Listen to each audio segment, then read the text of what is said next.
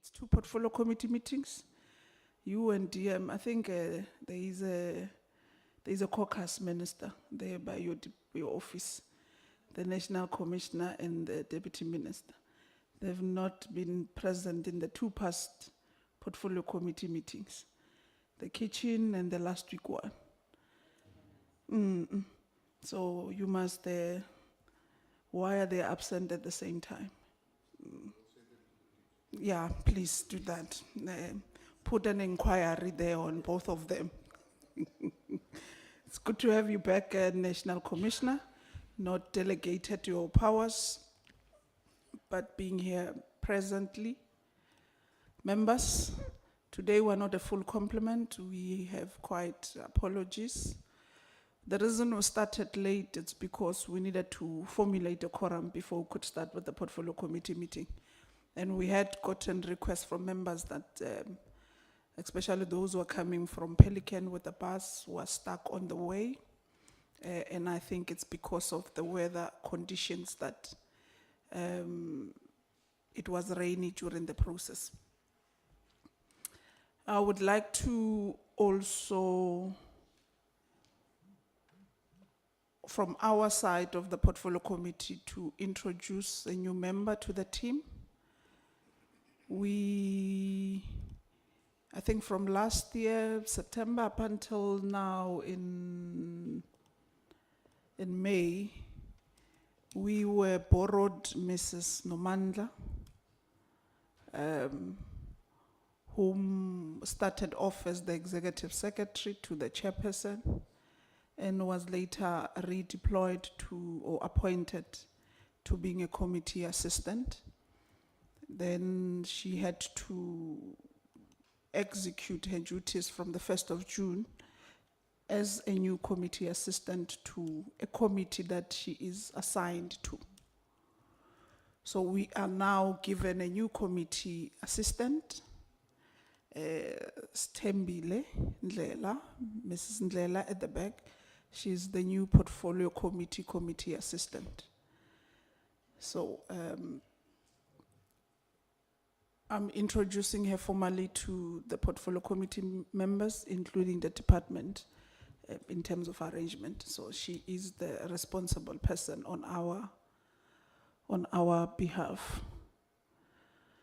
So we'll start with today's proceedings. Members, you have the draft agenda before you.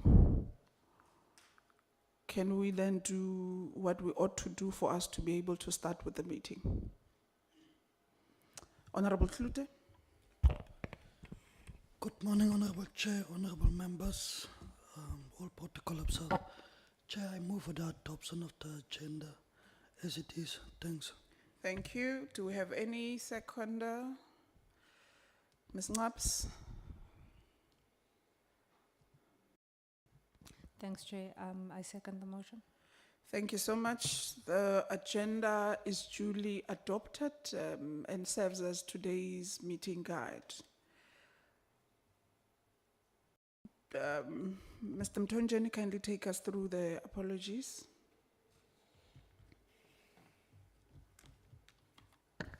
Morning, Chair. Morning to the meeting. Chair, for today we have two apologies from my side, Chair. It's Honorable Carl, Honorable Niehaus is not well today, and Honorable Nolu Chungu is also not available due to unforeseen circumstances. Thanks, Chair. Thank you so much. The apologies are noted. And we wish Honorable Niehaus a speedy recovery. Before we could go to item 3, I've received a number of requests or letters from political parties that are in the portfolio committee with regards to the media article that would have went out last week, I think sometime last week, on parolees that I have absconded, and close to 28,000 of those that the department is unable to trace and bring them back in facilities.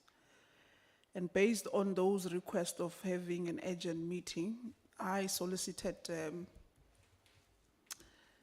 an engagement with the House chairperson to see how best can one have that urgent meeting, if it would suffice, and be able to advise. So during the course of the day, before we adjourn today's meeting, I will advise when that meeting will be, for us to receive the department to take us through in detail a proper report on allegations that are made, whether they are true and what is the status quo with regards to absconders who are parolees and probationers.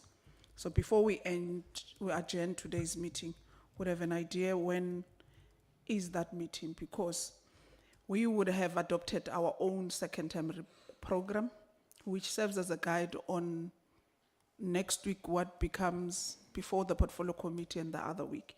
So it means when we have to adjourn, we adjust the program to accommodate the agency of having that meeting. So I thought I put it,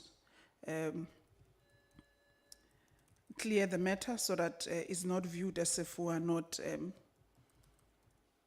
recognizing what members would have made a request on, and to what has been in the public space since last week. And we caution members, if they do engage with media houses, they must engage media houses wearing their own political cap, because the portfolio committee did not have a view on the matter and would have issued a statement with that regard to say, after the portfolio committee meeting, we'll then be able to have a view on those allegations that are made. So we'll move to item 3 of the agenda, which is the main reason why we have called for today. And it would be the takeover process on Mangaung, since it's coming to its conclusion on the 30th of June. The portfolio committee would want to know the state of readiness in terms of taking over as the department, how far you, what are possible steps, what is expected to happen from the 1st of July, so that we don't get in a state of crisis when the department needs to resume its full responsibility in the center. So that's basically the reason why we have called for this meeting. And we are aware that we might have made a request to have this meeting prior, not having gotten an idea that there was a court matter.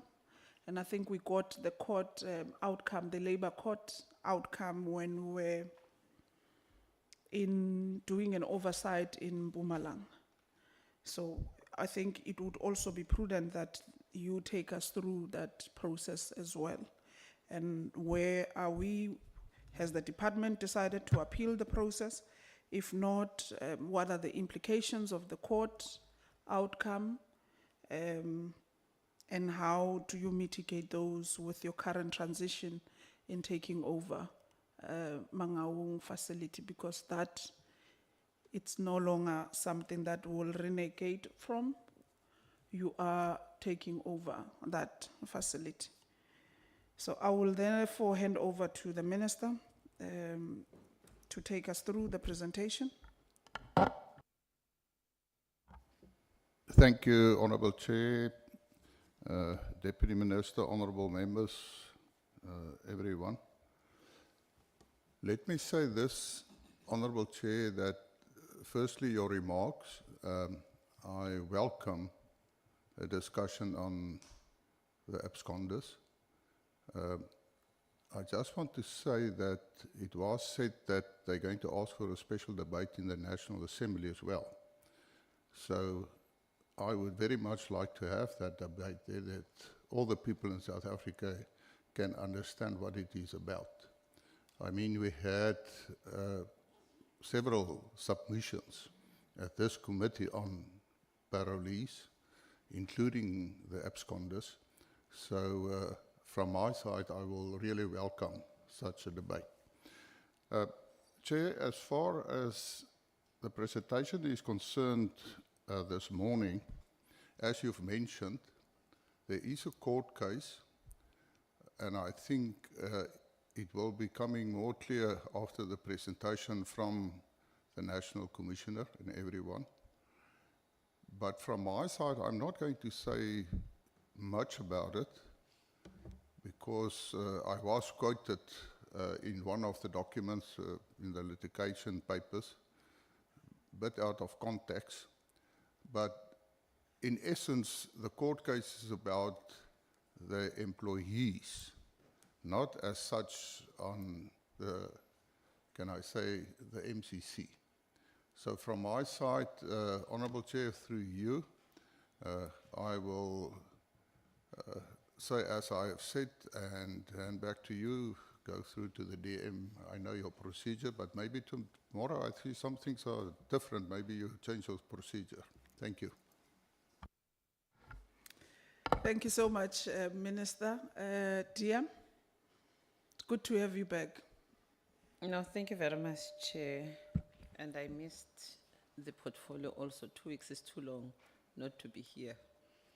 Thank you very much. Let me acknowledge your good selves and honorable members of the portfolio, the Minister, the National Commissioner, and the entire DCS team. Chair, it's not for the first time that we're coming to brief our committee in terms of the Mangaung. I think if it's not the third, it's the fourth. And as that process was starting to take over and the preparations thereof. So there would be that detail, like the Minister said, a detailed report in terms of the work streams that were established, our preparedness, those that currently are being deployed there to shadow the other officials that are there in terms of preparing the takeover, and those things that we'll be dealing with and delivering in 2 weeks' time, as also at the 30th in terms of your deployment of people, your uniform readiness in terms of the personnel and also of those that are incarcerated, your fleet, and many things, a budget in terms of those work streams. So, Chair, I am fine with the presentation, and they will take you into details, those that deals with it. And all those issues that were raised with us previously, we try to clean them, and there's progress in terms of where we are winning, where there's still some gaps, it shows, and where there's outstanding matters, it shows in the presentation. But we are as a department, we are ready. Thank you.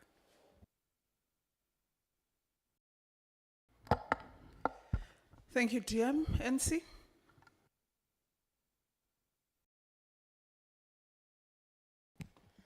Thank you, Honorable Chairperson, honorable members. Let me pass my greetings. Minister, Deputy Minister, and colleagues from DCS and from the Portfolio Committee side as administration. The presentation is going to be delivered by Advocate Mahlangu, who is the Director responsible for contract management, but he is the representative from the side of the department administratively on the management and governance of the contract. Honorable Chairperson and honorable members, before he makes the presentation, I request to preface the presentation on 4 issues. The first issue being that Mangaung is denoted as a correctional facility under the management area, Grootfontein. It is a maximum facility. When we look at the numbers, when we look at the location and also the daily security and upkeep activities would fit being under a management area, Grootfontein. We have in the landscape of the department or in the system. Facilities that have the same numbers, the same security requirements and movements, the same upkeep requirements under a management area. And I'm sure that members of the portfolio committee are familiar with those. An example being, for instance, Hoshimampuru and others, Paulsmoor, we have management areas comprising of different correctional facilities within remand, sentenced, maximum, medium, and that is the basis on which Mangaung is then denoted as a correctional facility.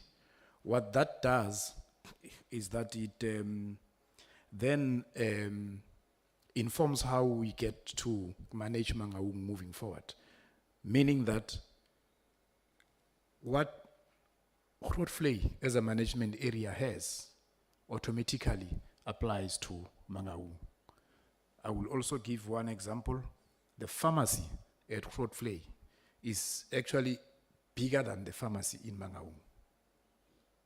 So it means that Mangaung falls under Grootvlei management area.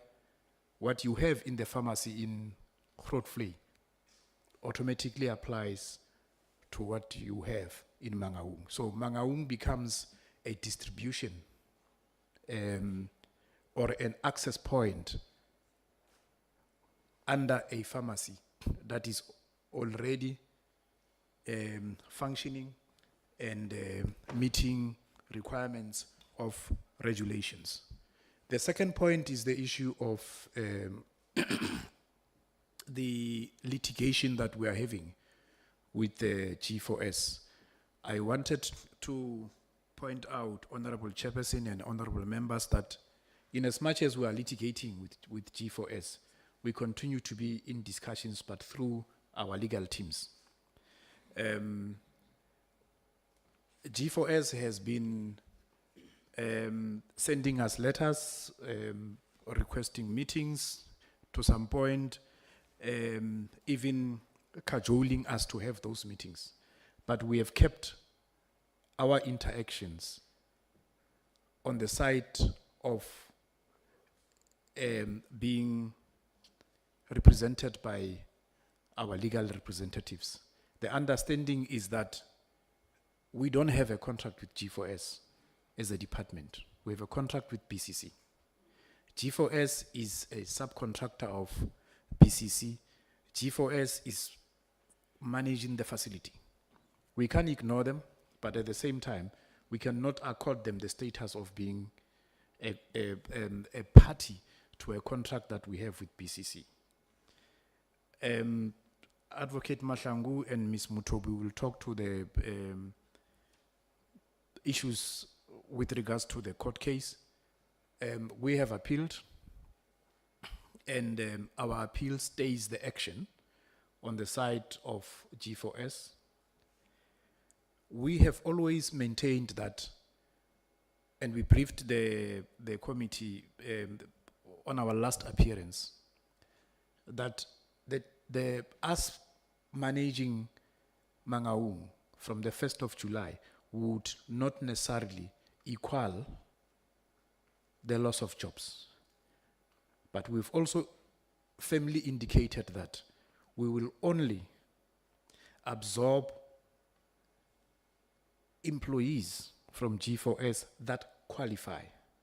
Also, apart from qualifying, employees that would have passed the test in terms of our own security clearance processes, who are fit for purpose, who will not expose us to the risks that we experienced, especially on the issue of the erstwhile escape. So even the advert that we issued out is very clear on that matter. It indicates that preference would be given to the current employees of G4S, but within the law, in line with recruitment processes of government.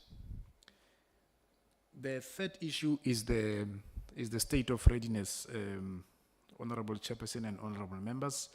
I just wanted to point out that we are not talking takeover as the department. There is just one bullet point on the layout that refers to takeover. We are talking managing the facility from the 1st of July. So we are at a point where we are ready to manage the facility, not take over. The takeover process, in terms of our planning and our execution, is what we would have spoken to before the 1st of June 2026. And then the last part is that the presentation doesn't talk to our planning with regards to unforeseen circumstances. And I'm saying this because this is not the operation from the 1st of July is not going to be an operation according to the assessment that we have done. It's not going to be an operation that is friendly because of the hostility that we have been subjected to by G4S over time. So we have also planned for that part that I am calling unforeseen, with the understanding that on the 1st of July, we're going to have Mangaung under Groflei management area, and it's going to be functioning like any other correctional facility. But as I have indicated, Honorable Chairperson and honorable members, we have planned even for the unforeseen. Those are the 4 points that I wanted to present as a preface. Thank you, Minister, Deputy Minister. I know I took time, Honorable Chairperson, my apologies. I think it was needed time to clarify certain things so that the presenters, when they go too deep to the presentation, at least we have that background knowledge. They said Mahlangu. Yes. We are all yours. Thank you very much, Honorable Chairperson, honorable members, Minister, Deputy Minister, National Commissioner, and the Senior Management of Correctional Services. The department today is presenting the readiness to manage Mangaung Correctional Center as at the 1st of July 2026. On the second slide, we have our presentation layout, whereby we will be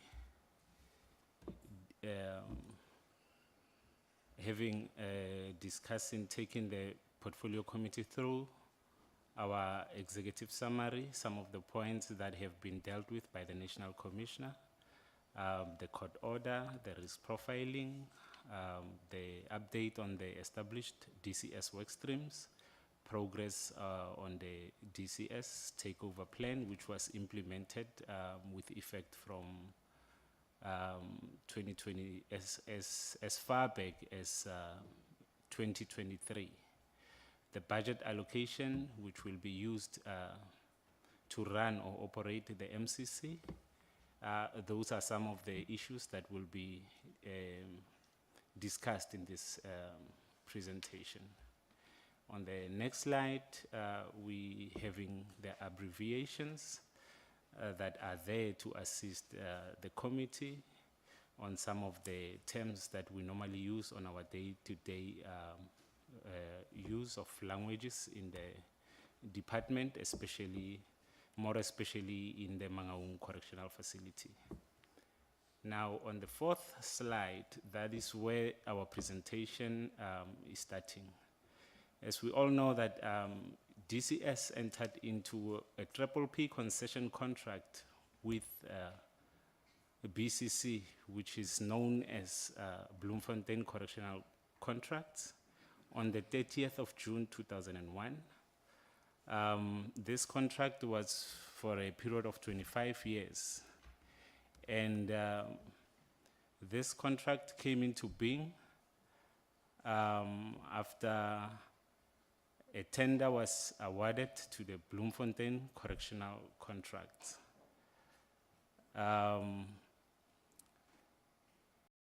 This contract, after the contract was awarded, BCC did not manage or operate the center itself, but however subcontracted G4S to operate the facility on their behalf. Now, in terms of the Triple P concession contract, the main reason or the purpose of the Triple P concession contract was to finance, build, and operate the Mangaung Correctional Facility on behalf of government or on behalf of DCS. This was done in 2001. Now, during the operation of Mangaung Correctional Facility, G4S lost control of the correctional center, mainly after the escape of offender Thabo Bester, which we all know nationally, which occurred in 2023. After this escape, the National Commission of Correctional Services, of course with consultation with the Minister of Correctional Services, decided to invoke Section 112 of the Correctional Services Act 111 of 1998. He decided to appoint a temporary manager by the name of Mr. Patrick Mashabataha, who was then the head of Correctional Center for CMEX Correctional Facility. Now, later on, the National Commissioner decided to issue a termination notice of the Triple P concession contract due to these non-compliances by the G4S and the losing of control of operations. He issued the notice on the 2nd of May 2023, which was challenged legally by BCC and G4S. The matter is currently in court, and the legal processes are still unfolding. Now, during this time, the National Commissioner further established a task team to prepare taking over the Mangaung Correctional Facility.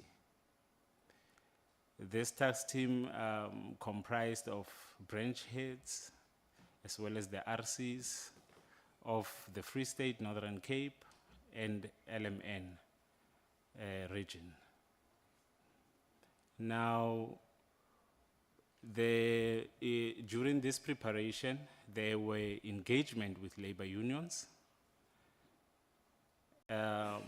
informing them that there won't be any extension from the expiration of this concession contract. Decisions were taken by the executive of the department that the MCC Correctional Facility will become a correctional center under crude flame management area. As a result of this, in January 2026, 6 months prior to the expiration, the National Commissioner informed the BCC, which is Bloemfontein Correctional Contracts, that DCS has started the preparations in terms of its 6 months plan to take over the Mangaung Correctional Facility. A few months down the line, the positions for Mangaung Correctional Facility were advertised on the 17th of April, 2026, with a closing date of 8 May 2026. We were immediately taken to court by G4S as a result of this preparation or the implementation of the DCS plan to take over Mangaung Correctional Facility. They were challenging the department under Section 197 of the Labor Relations Act, in which they needed or they wanted DCS to absorb all their officials, including the subcontractors. The court then ordered against DCS on the 30th of April 2026, which immediately DCS issued instructions to the state attorney to file a notification to appeal this court order. The matter still remains sub judice, and the legal processes are still unfolding.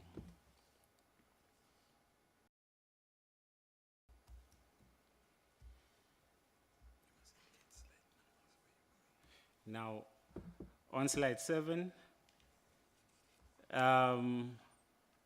these are the work streams that were established by the National Commissioner during 2023, when he issued a notification of termination of the Triple P concession contract. These work streams included all branches of the Department of Correctional Services and the activities that they were supposed to complete in order for us to be ready as a department to manage Mangaung Correctional Facility wholly on the 1st of July 2026. Now, if you look at the top right of the slide that is presented, you will see how we are explaining the current status of these activities by the different work streams. The color green explains that the activities are completed. The color amber explains that the activities are on progress. And the color blue explains that there are still a few activities that are still outstanding. However, this does not mean that there are no completed activities in a particular work stream. You will see when you come to the work stream of HR, some of the activities that they were supposed to deal with in preparation of this takeover from the year 2023. They included alignment of the MCC structure to crude flame management area, the recruitment process for the MCC, the ensuring that there is enough resources to take over these facilities, and as well as the advertisement of horizontal transfers of DCS officials who were residing next to a Mangaung Correctional Facility, who were able to relocate to the Mangaung without the department incurring any costs. Most of these activities on HR workstream are completed, except the recruitment processes which are currently underway, which is why you will see that the activities or the status currently, it's still on amber. When you move to finance and supply chain, the budget allocation for the Mangaung Correctional Facilities has already been allocated. The asset management, asset verification is still underway. The alignment of the procurement accounting system, which is BAS and Logis, is also underway and will be effective on the 1st of July 2026. So you will see the fact that it's also still on amber. It's solely because Mangaung Correctional Facility is still under a concession contract. And in terms of the concession contract, there are assets which belong to the contractor.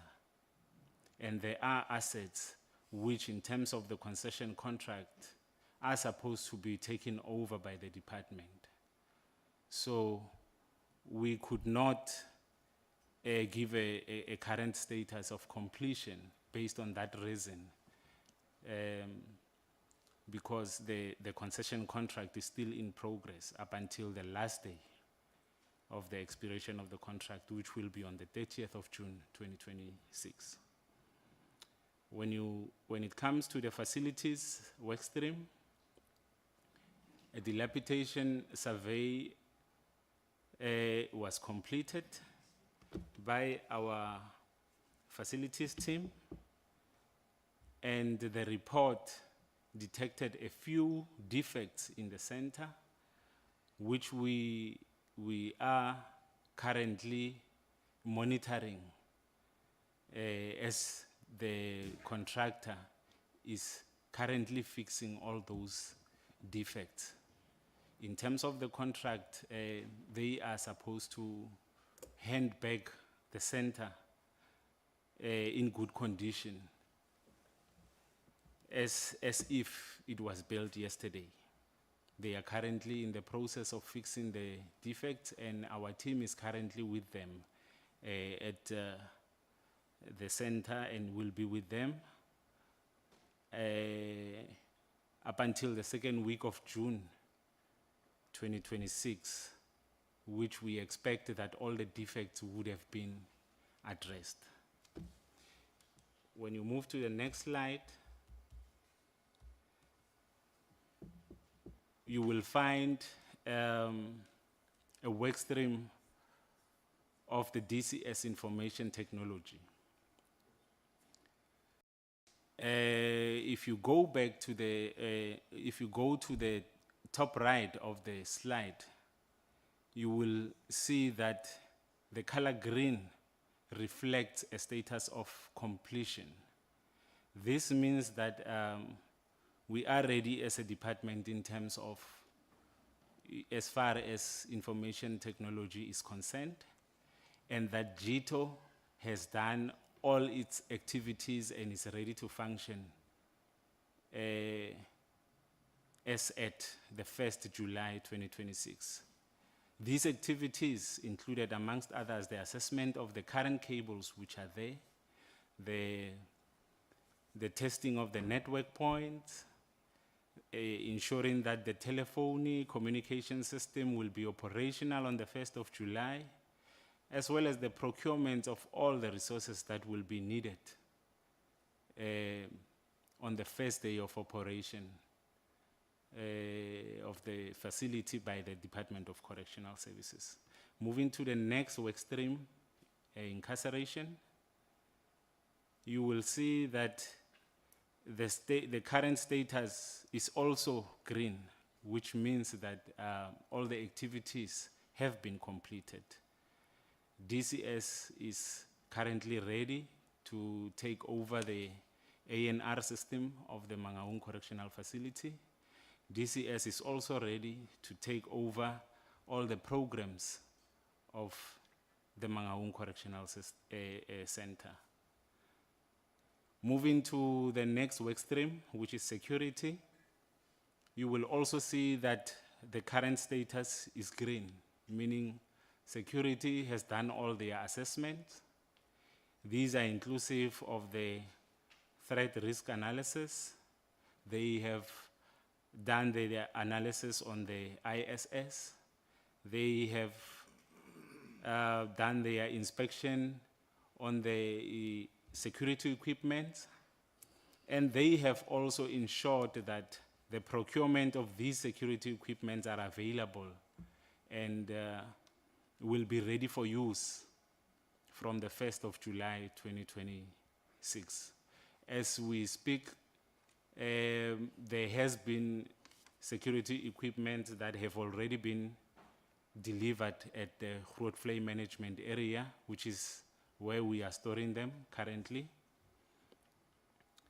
And we are still continuing to receive the rest of the remaining security equipment that will be used by the department as at the 1st of July. Moving to the last work stream, which is healthcare services, you will also see that the current status with regard to healthcare services is also green, meaning healthcare services is also ready to take over the Mangaung Correctional Facility. An assessment in as far as all the assets that will be needed are there.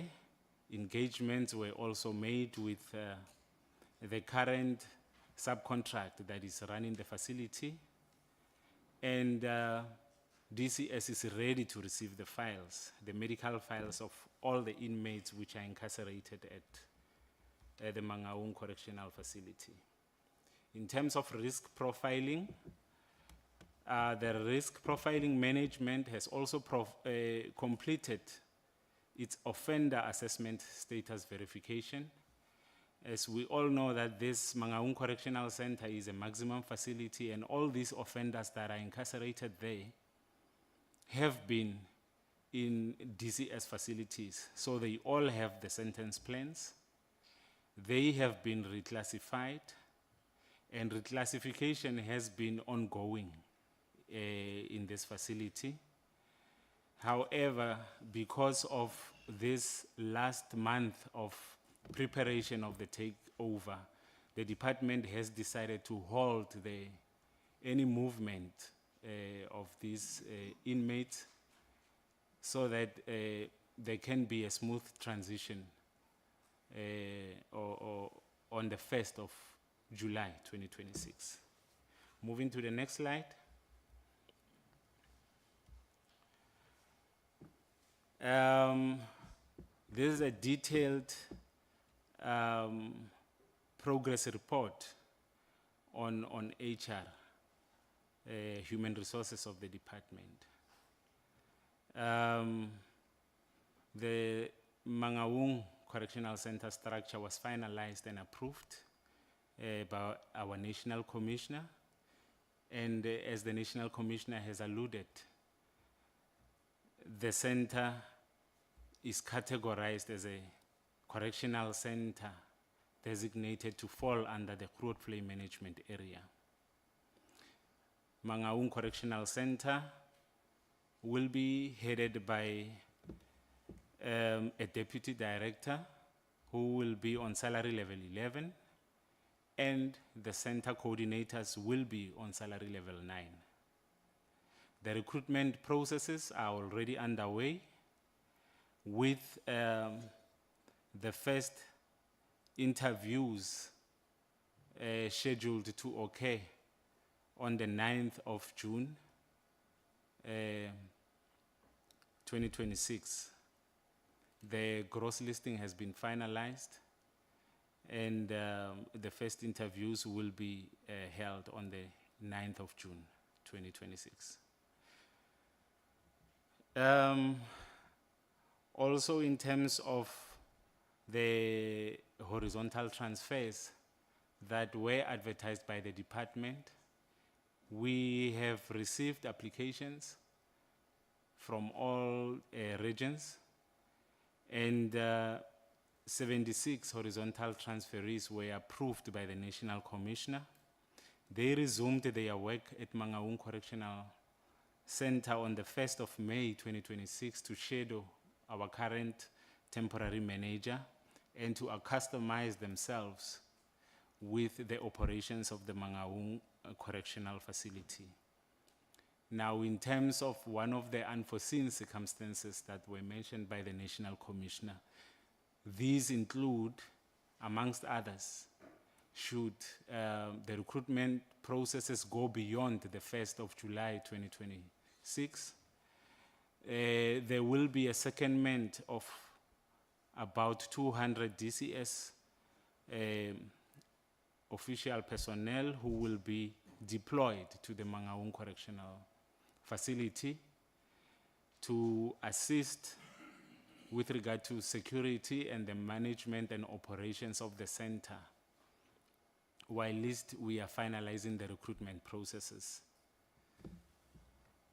as alluded above. On the next slide, the next two slides just give a brief overview of the uniform of offenders which was ordered for the Mangaung Correctional Facility and the uniform which was received for the Mangaung Correctional Facility. You will note that on some of the items we have actually received more of the uniforms that we have requested, which will also assist as Mangaung will be falling under Grootvlei Correctional Facility. That uniform can also be used by the offenders at Grootvlei Management Area.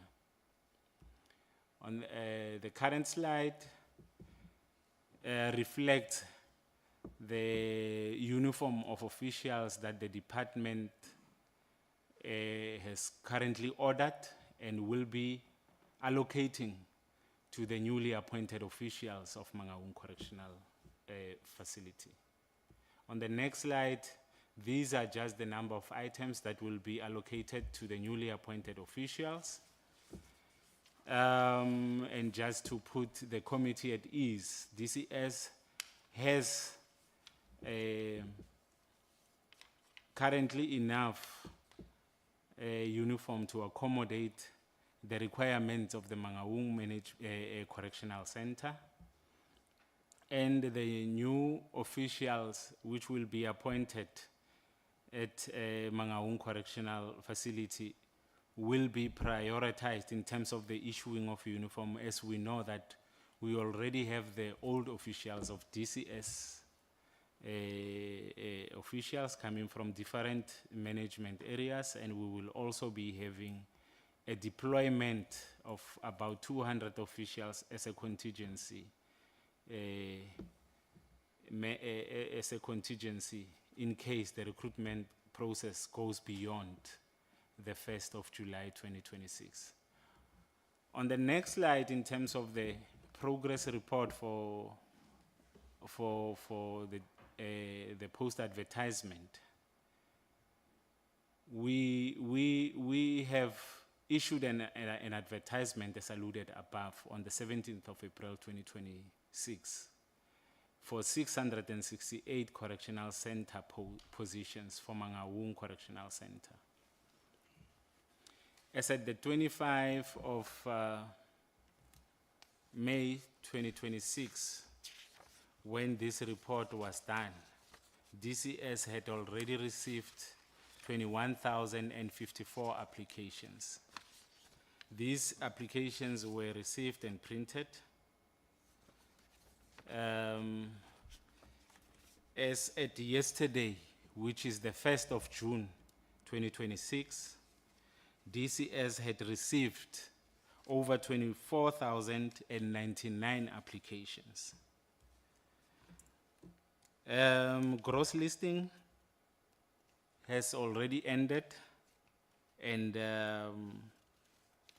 has already ended yesterday, and immediately the shortlisting also started yesterday, which was the 1st of June 2026.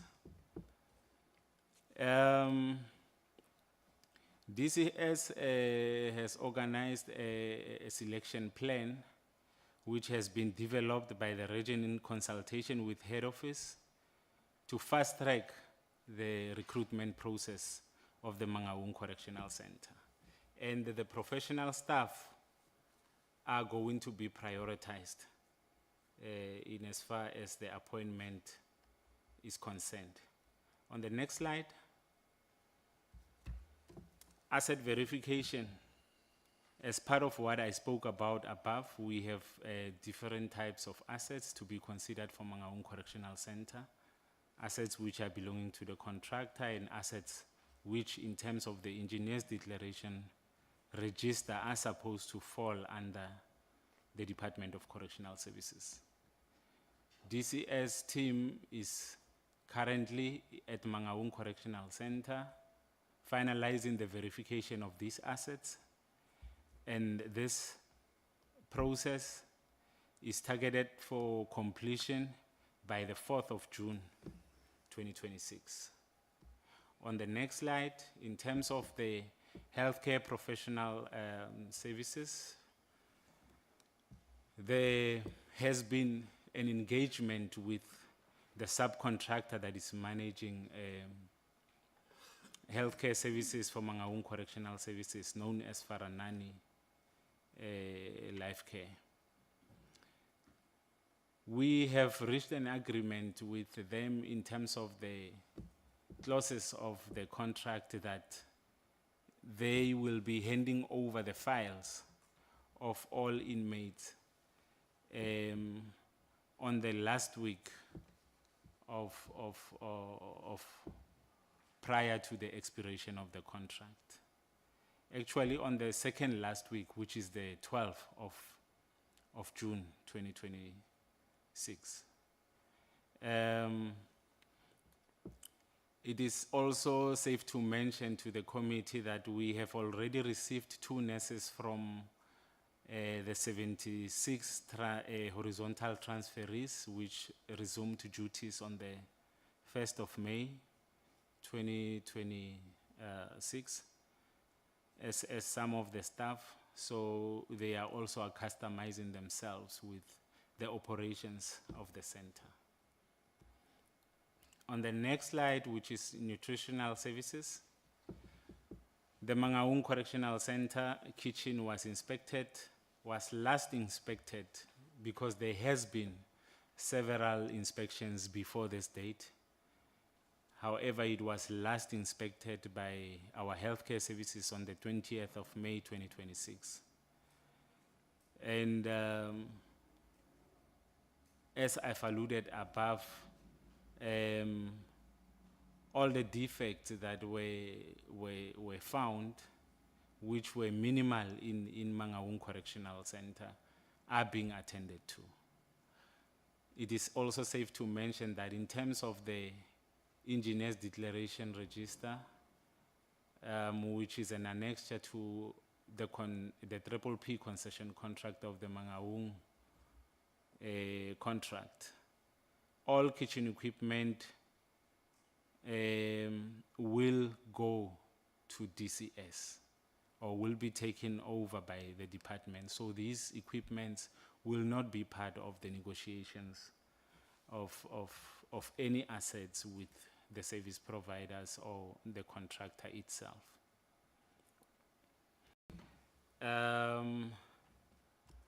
Moving to the next slide.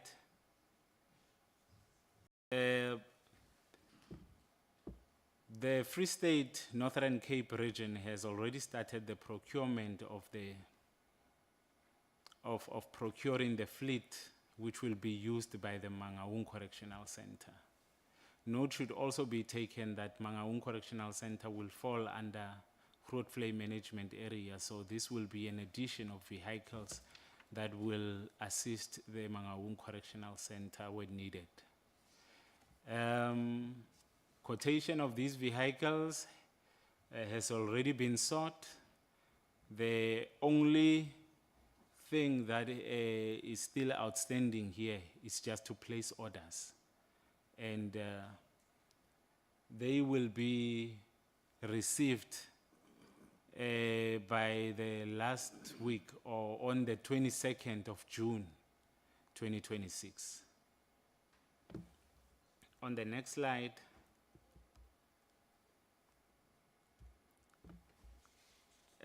this is a progress report as given above by GITO, and this is the detailed activities that GITO was responsible for. As alluded above, all these activities have been completed by GITO. And we are currently ready to take over the facilities in as far as the information technology is concerned.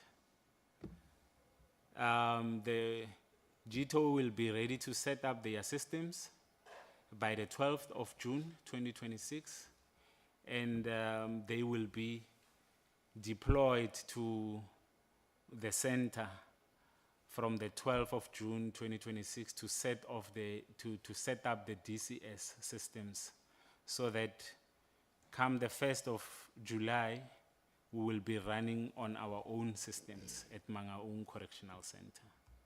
On the next slide, we have the DCS communication plan, which has been taking has taken place from the implementation of the DCS takeover plan.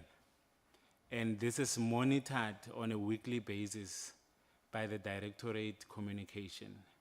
This plan includes or is divided into 3 phases, which is the pre-handover phase, during the handover phase, as well as the post-handover phase. So communication is currently overseeing this plan and is monitoring this on a weekly basis. On the next slide,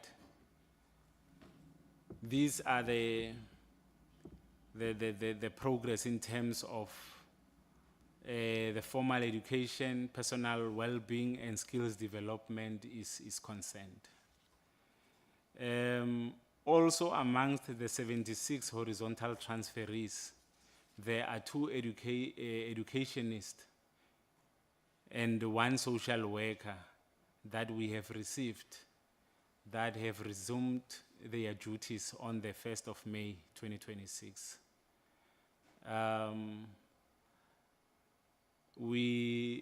As already alluded above, HR is also fast-tracking the recruitment of the employees for MCC, more especially the employees of professionals,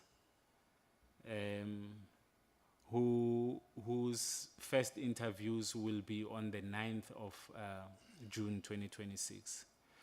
All the G-form registers will be delivered to Growth Play Management Area by the 3rd of June 2026, which is tomorrow. As we know that as a department, as a national department, we use the G-forms or the G registers. These registers has been sourced and will be delivered by the 3rd of June 2026. In terms of security, the personnel suitability checks will be done by our security division as soon as the officials are appointed on the 1st of July 2026. Our security division has done a threat risk assessment for MCC, which report is available for perusing. The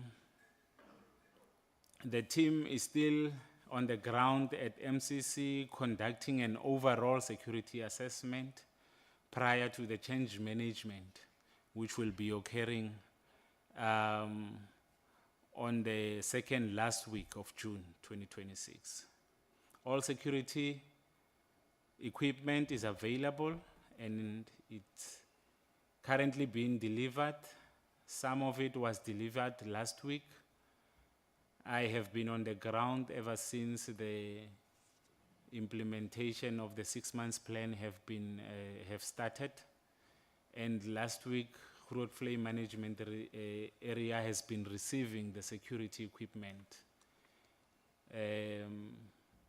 Dr. Pascal was also receiving some of this equipment, and he's also on the ground with his team, currently overseeing that this overall security assessment is done, and it will be completed by the 12th of June 2026. And he has also ensured that 60 EST officials have been trained within the region of Free State, Northern Cape, and these officials will be on standby and deployed from the 1st of July 2026 to assist with security after DCS has taken full responsibility and full control of the center. On the next slide, we have a facility division, which also has a few activities in terms of their work stream. These activities include, amongst others, the contract compliance, the continuity of critical services and technical support. And the chief mechanical engineer of the department has been undertaking these scheduled dilapidation surveys, with the last one that we are currently working with to ensure that all the defects of Mangaung Correctional Facility are being fixed and corrected before we take over the facility. There has also been engagement on this one with the DPWI, who, of course, will be transferring this asset of Mangaung Correctional Facility too. So DCS has been in consultation with DPWI. Those processes are still ongoing. In terms of the security contract term contract, which are expiring at the end of the concession term contract, DCS has evaluated all those contracts, and it has decided on the ones that they will be using for the operations with effect from the 1st of July 2026. On the next slide, it's the plan of the directorate facilities as explained above, on the above slide. This, their plan for the finalization of these activities ranges from week 1, which is the 8th to the 12th of June 2026, week 2, 15 to the 19th of June 2026, week 3, 22 to the 26th of June 2026, whereby the outgoing personnel of the MCC Correctional Center will be handing over the protocols to the ingoing personnel of the DCS Correctional Services on that week of the 22nd to the 26th June 2026. And on the last week of June, the change management will be taking place as DCS personnel will be in full control of the center towards the expiration date of the concession contract. On the next slide, the next 3 slides actually are talking about the budget allocation for the operations of the Mangaung Correctional Center, whereby you will see there the amount that has been allocated for the Mangaung Correctional Facility. And then at this time, I will be handing over to our CFO to talk about the budget allocation.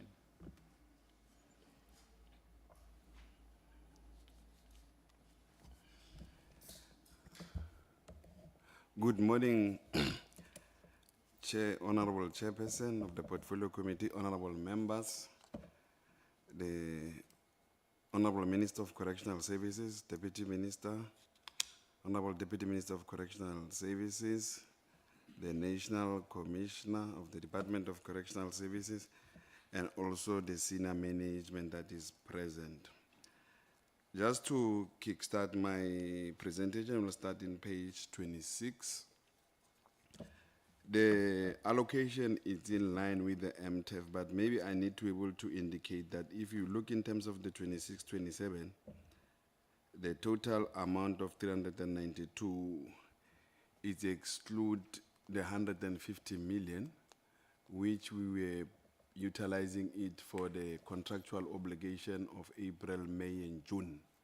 So this particular allocation is mainly in terms of actually only for 9 months, because of we had a contractual obligation to pay the service provider for April, May, and June before we manage the contract from the 1st of July. But if you look in terms of programs, you will note that administration in the last 9 months is 140 million, incarceration 144 million, rehabilitation 47, care 57, social integration 2.5 million, which aggregate to 392 million. Then you also have actually under economic classification, compensation of employees 203 million, goods and service 167, and machinery and equipment is 22 million. And I also want to be able to indicate that from if you go to the outer years, which is 27-28 financial year, administration 146, incarceration 151, rehabilitation 49, care 59, and then social integration 2.6, which aggregate to 410 million. Under economic classification, with the same financial year 27-28, 212 million, 174 million under goods and services, and you've got machinery and equipment at 23 million, which also aggregate 410. If you go to the 28-29 financial year, administration 153 million, incarceration 157, rehabilitation 51, care 52 million, and then social integration 2.8 million. Then the aggregate is 428 million. Compensation of employees under economic classification 221, goods and services 182, and machinery and equipment 24 million, and aggregate 200. Just also, Chair and honorable members, Minister, Deputy Minister, and the National Commission to indicate that these figures, when we deal with our AE and also in terms of moving forward, they might change because of at particular point in time. These are the projections. When we have the actuals in terms of managing the correctional center, so these particular figures, we need to be able to amend them accordingly based in terms of actually the requirements. As we have noted that when we are doing actually the budget analysis, we have realized that from there, when we have to compare figures with the allocation of the MCC, we always pick up the differences because of in terms of the requirements that they had in terms of actually the concession contract and the requirements that we need to be able to have as the department in terms of the DPSA, including also in terms of actually the PFMA. So we'll have those particular differences. Just to move to the next slide, which is slide 27. The slide 27 just give a breakdown, and I'll start mainly in terms of actually the second bottom part of the slide in terms of the programs.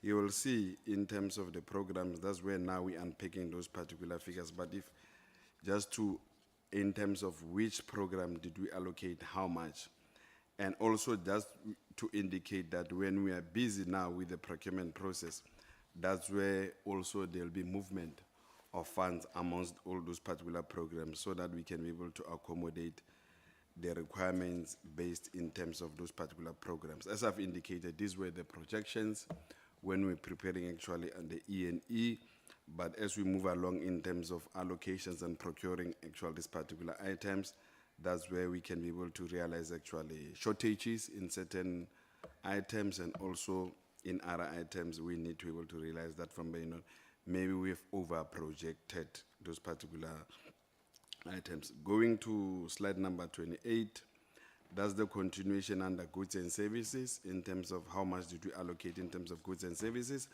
Not going to go to each and every item, but just to be able to indicate in terms of which items did we allocate. And then I think just also to be able to re-emphasize a point to the committee to be able to say, this is totally aligned in terms of what we procuring in other management areas, as in the opening remarks of the National Commission and the presentation that was made by Advocate George, to indicate that from the Groot Vlei will be actually working hand in hand with the management area, which is the MCC. So, Chair and Honorable Members, we tried from finance, working with the finance at the regions to allocate and accommodate all the items, specifically in terms of what will be required within this particular management of the correctional center.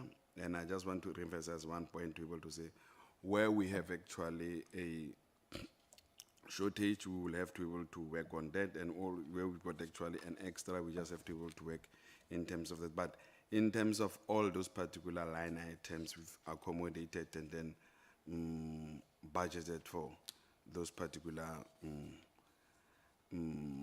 items. And I'm also gonna now move to, I think my presentation ends there, Chair. Then the conclusion, I'll hand over back with your permission to our advocate, just to be able to take the committee through the conclusion. Thank you, Chair, and honorable members. Chairperson and the committee members.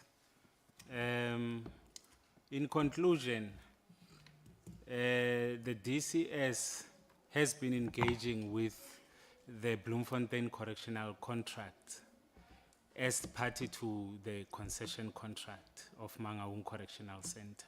We've been engaging with them in terms of the contractual obligations from day one of the implementation of the DCS takeover plan. And we have been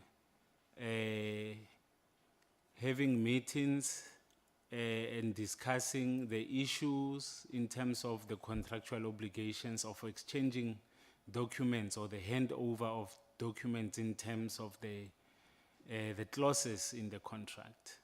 And these exchanging of documents will be occurring starting from the second week of June 2024, ending with the last exchange of documents, which will be the most important documents of this concession contract, which are the offender files, which will be receiving from the contractor on the last day of the expiration of the contract.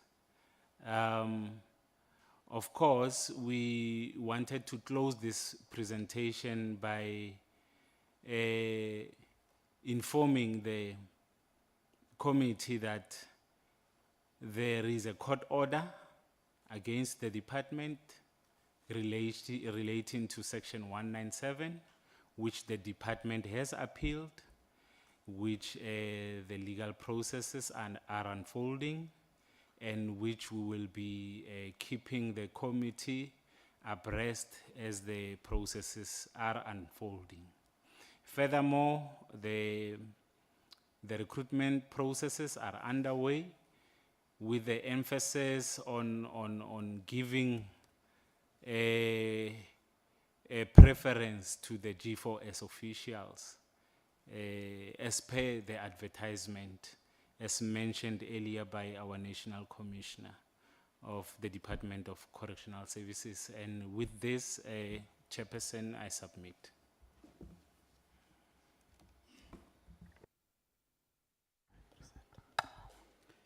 Mahlangu.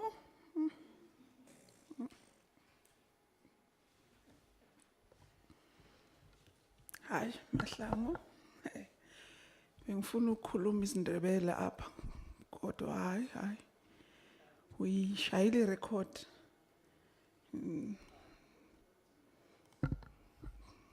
Katenga, you have a lot of induction to do there by Mangaung.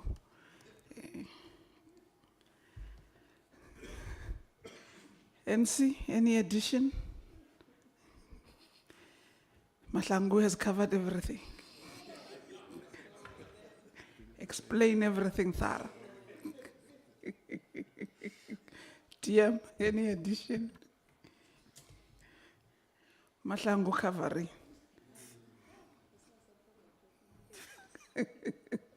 Minister, any addition?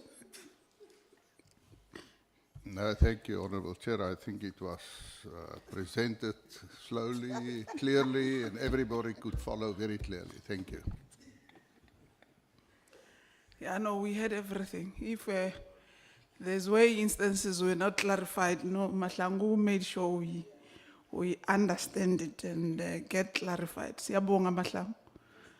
Aw, sibonga kakhulu. Sorry, Chair, may I say? Yes. We must accept that he's an advocate. They make very sure that everything is clear. No, we actually appreciate that he made sure that we understand everything that has been sent to the committee so that our inputs and engagements are informed. We must not be. Siyabonga kakhulu Mangaung. Members, we've received the presentation. Mangaung has also taken us through in detail. So questions, clarities, remarks, and all of the above. I think my questions were answered, Mangaung. You made sure I don't have any.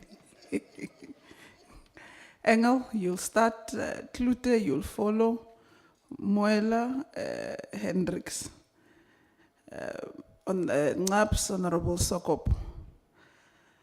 In that sequence, Shangas as well. Engel, come in. Thank you, Madam Chair, and thank you for the department for a riveting presentation that we had. So I'm not going to ask my normal questions because myself and you were here when we had that Tabu Bester episode during the last term. So there's a bit of history, and I have a couple of things to say about BCC. Now the relationship between DCS and BCC has been degrading over a very long time. But according to the absolute terms of the original contract, the expiration date is at the end of this month. So that means we've known this day is coming for 25 years. Now the end of this contract cannot be exactly described as harmonious. Because the catalyst for this entire handover turning so aggressive was this infamous escape by Tabu Bester. Right after that happened, the trust was entirely broken between DCS and BCC and G4S because the department felt that they are incompetent in managing a center like this, and then obviously the department invoked Section 112, which is the intervention clause, so to speak. But just because you invoke Section 112 doesn't you should expect a massive legal throwback,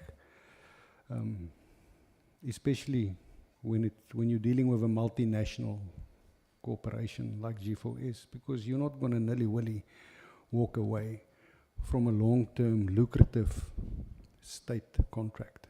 You are going to fight that, and which is exactly what they did. And then when the new term started, I think under the leadership of the minister, DCS realized quickly that they are going to be bogged down in court for many years, fighting over the termination clause. So DCS changed their tactics. So the strategic pivot was, instead of fighting for an emergency termination, just wait out the clock until the contract comes to a natural end, which I must say made sense financially and otherwise. Now this brings us to what I think is honestly the messiest part of this separation, which is the battle over the staff, the human capital crisis. On April the 30th, the Labour Court made a very significant ruling based on Section 197 of the Labour Relations Act. Now, the mechanism of Section 197 is essentially designed to protect workers. It dictates that if a business is transferred as a going concern, meaning the core operations continue, just under new ownership, the new owner legally inherits the existing employees.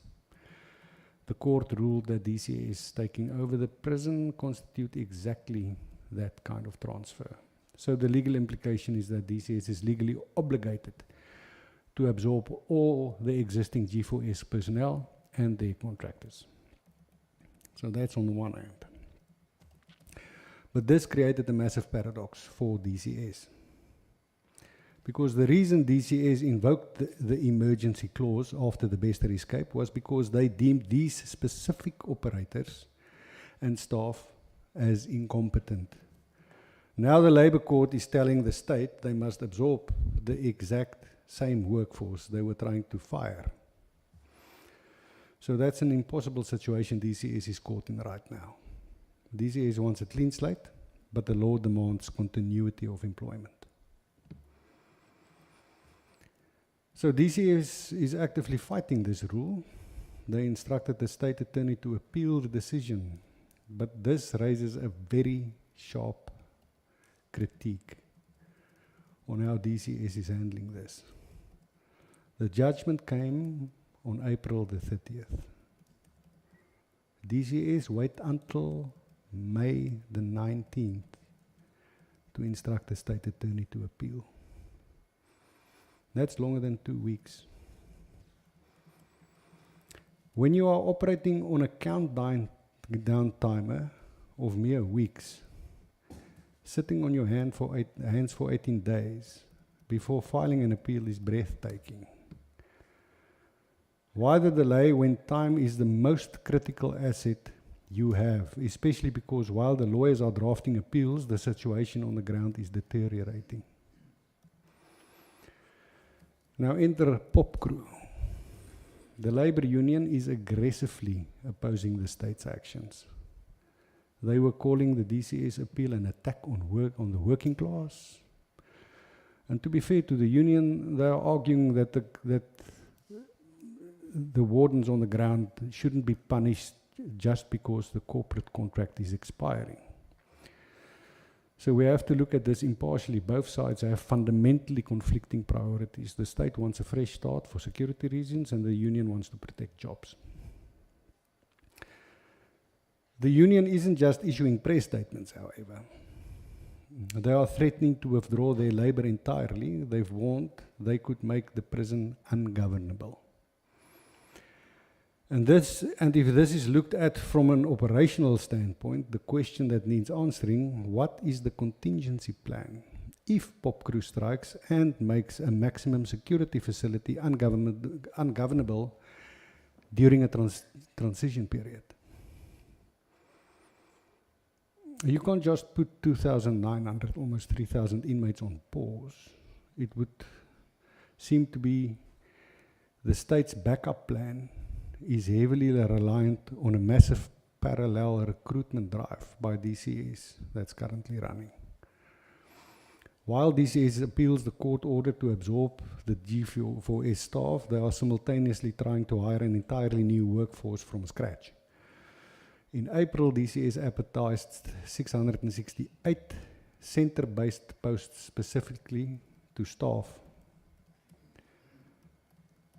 Mangaung Correctional Center. But when reading the numbers on the recruitment, they are indicative of a completely different kind of crisis. DCS received over 44,400, and now we hear 44,900 applications for those 668 posts. It's an overwhelming response. The mechanical reality of processing that volume of applications has literally broken your systems.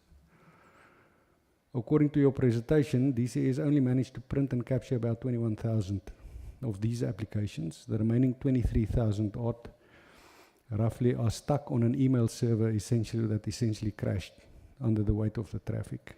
It's an IT disaster, so you have half the applications as unread emails, a ticking 30-day legal clock, an active union dispute, and a pending labor court appeal. So how is DCS bridging this gap? So June the 30th is coming whether the server reboots or not. To try and bridge this immediate gap, DCS approved the secondment of 200 existing DCS personnel from other facilities for a 3-month period, plus 76 horizontal transfers. Now these are experienced officials who mostly arrived on May the 1st to start laying the groundwork. Now, given the known levels of vacancies and staff shortages in general, this poses a serious question. Pulling 200 experienced staff from other facilities, doesn't that just create 200 new security vulnerabilities at other facilities across the country? From my perspective, DCS aren't solving a staffing shortage, they are just moving the risk around on the map. It's a critical vulnerability. You're diluting security at stable facilities to put out a fire at Mangaung. And neither side of the state or the union is backing down, which create this incredibly fragile environment as we move closer to the handover date. Now, even if DCS somehow magically resolved the staffing crisis by July the 1st, those new wardens still need to be fed, clothed, and equipped, and the physical inventory is where this handover moves from a complex legal crisis into a logistical nightmare. Taking over a fully operational maximum security facility requires an unbelievable level of granular detail. The bureaucracy of incarceration is staggering when you look at the raw numbers. The budget allocation for this operation in this financial year is 392.9 million rand. Now that's a massive operational budget. In order to execute this, DCS has laid out a highly structured 4-week transition timeline for the month of June. So week 1, which is right now, it is dedicated to orientation and shadowing. You have DCS personnel on site, literally looking over the shoulders of G4S staff they are replacing, which, given the history of the Bester escape and the ongoing legal battles, the tensions in those walkways must be suffocating for the people involved.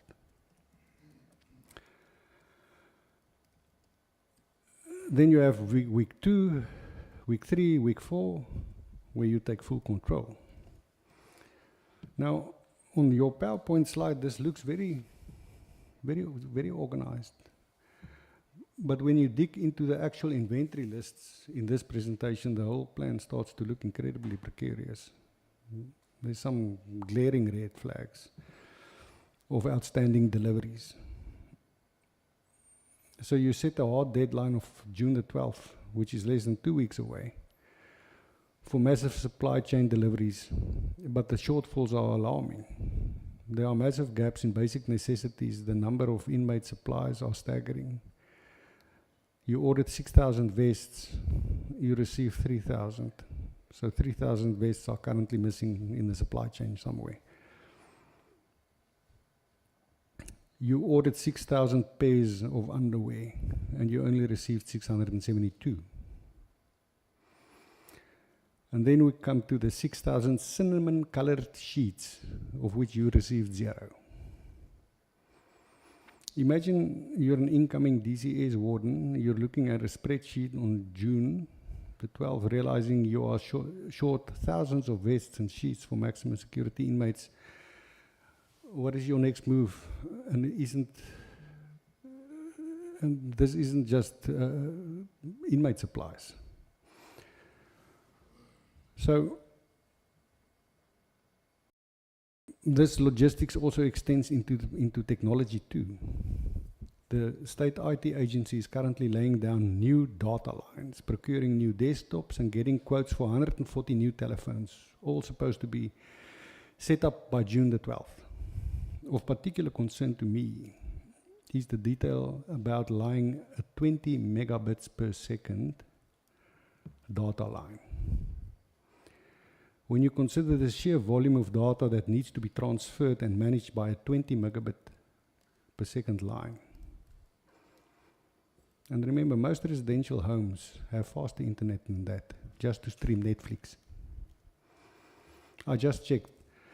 The average fixed line broadband speed in South Africa is 49 megabits per second for download and 39 megabits for uploads.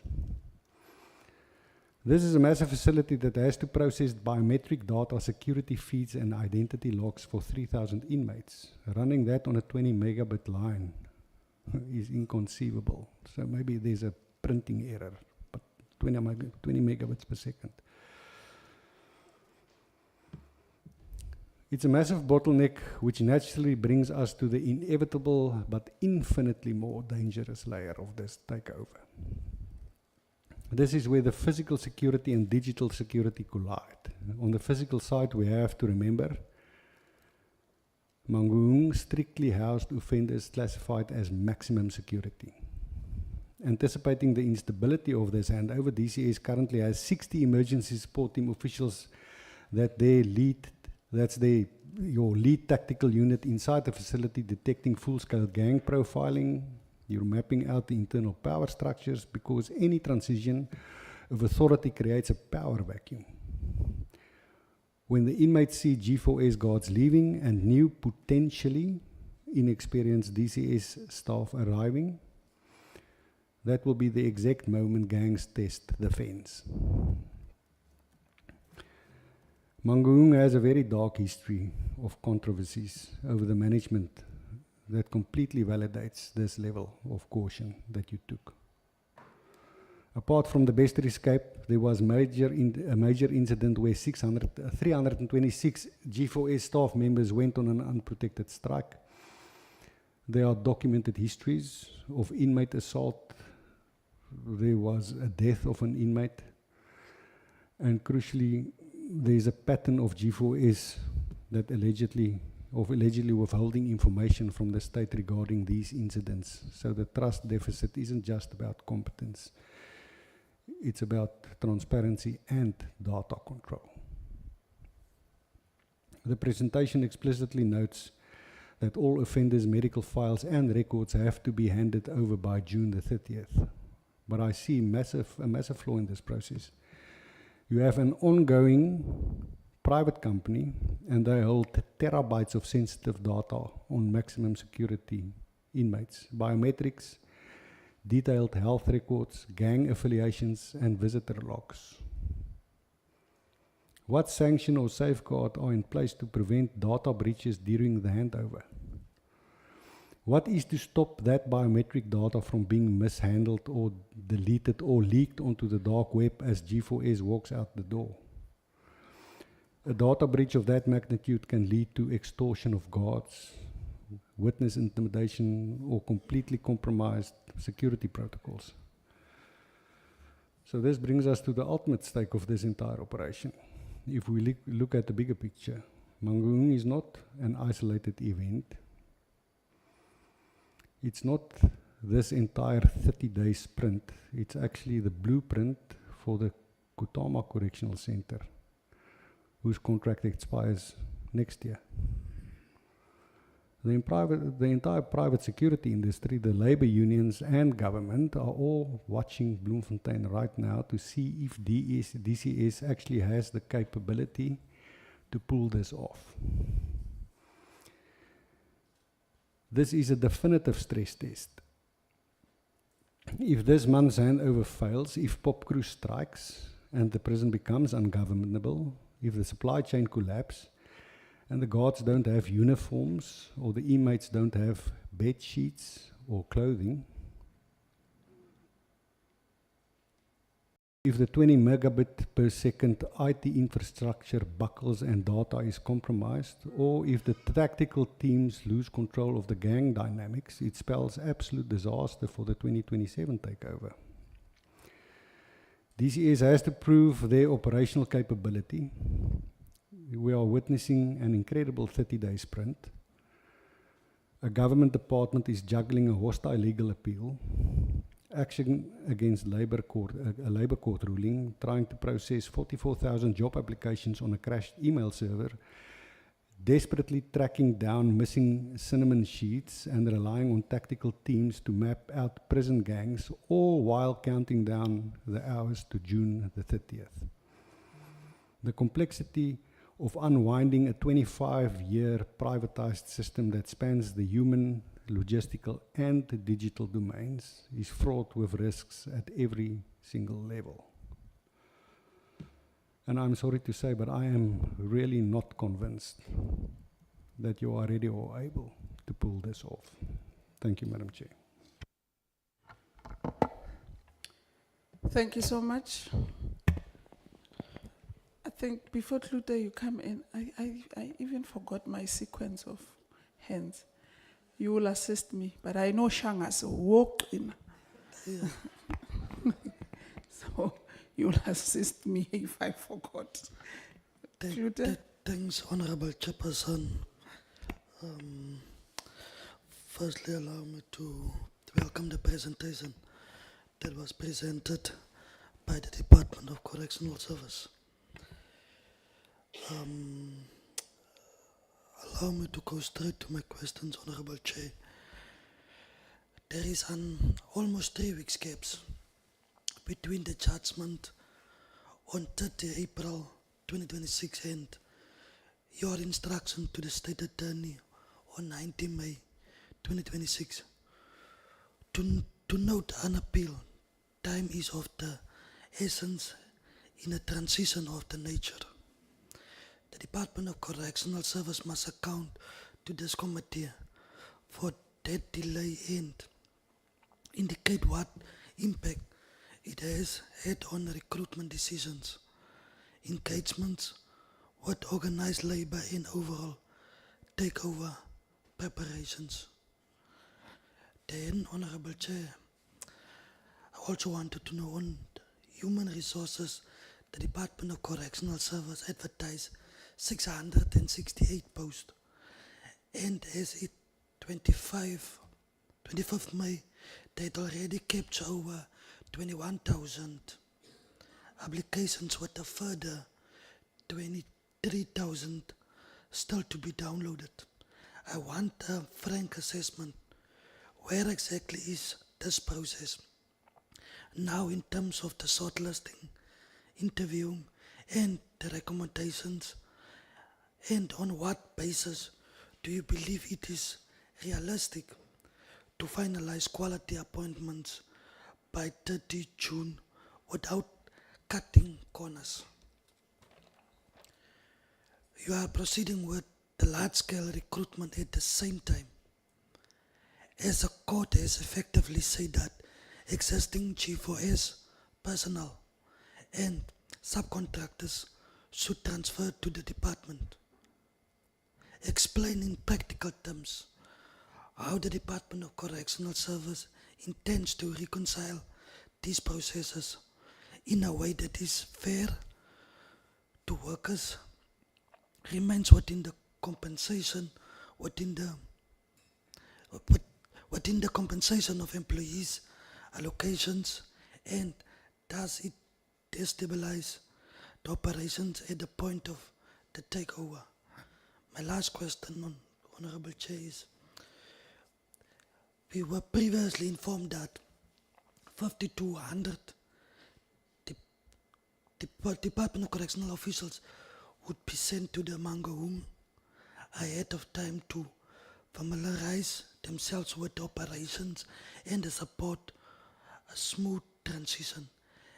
As the African National Congress, we are asking for a report on how many officials were in fact deployed, in which categories, what work they did on the ground, and which specific risks or weaknesses they identify that still require attention.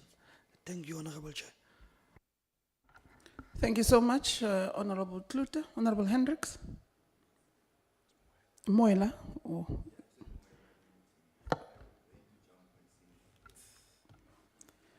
Yeah, it's the tendency thank you of very going much, and coming back.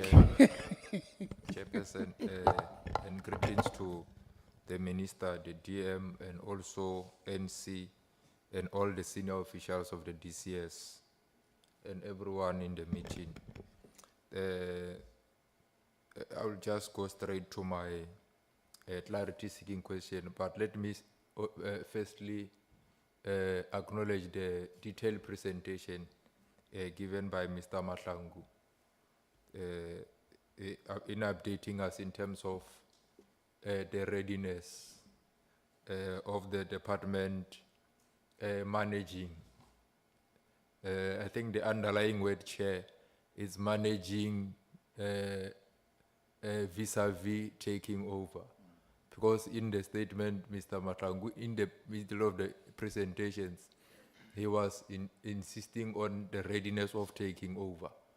But when the National Commissioner was opening, he mentioned very well that now they are ready to manage the process in the transition of getting to take over in the process. So I think I will also like to maybe distinguish between the two underlying concepts, taking over and managing in detail. So also, Chair, I want to check, we are approaching the concession period with a number of critical tasks according to the presentation, which are still running into June, and we are now in June. I've seen in the presentation most of the tasks, they will be starting on 12 June, and so the contract ends on 30 June 2026. Could the DCS spell out clearly what their minimum readiness benchmarks are for 1 July, and which of those have not yet been achieved as of today? Chair, previously the department briefed this committee that Mangaung will be a stand-alone management area under an area commissioner. Today, Chair, in this presentation, the center is now placed under Grotville Management Area. Could the DCS explain what informs this change? Who approved it and what it means for clear lines of command and accountability at the maximum security facility? The Labour Court Chair, which I think Honorable Engel have stipulated clearly in terms of where it stands and also with the department's position on the matter, which is to appeal the decision which is ongoing.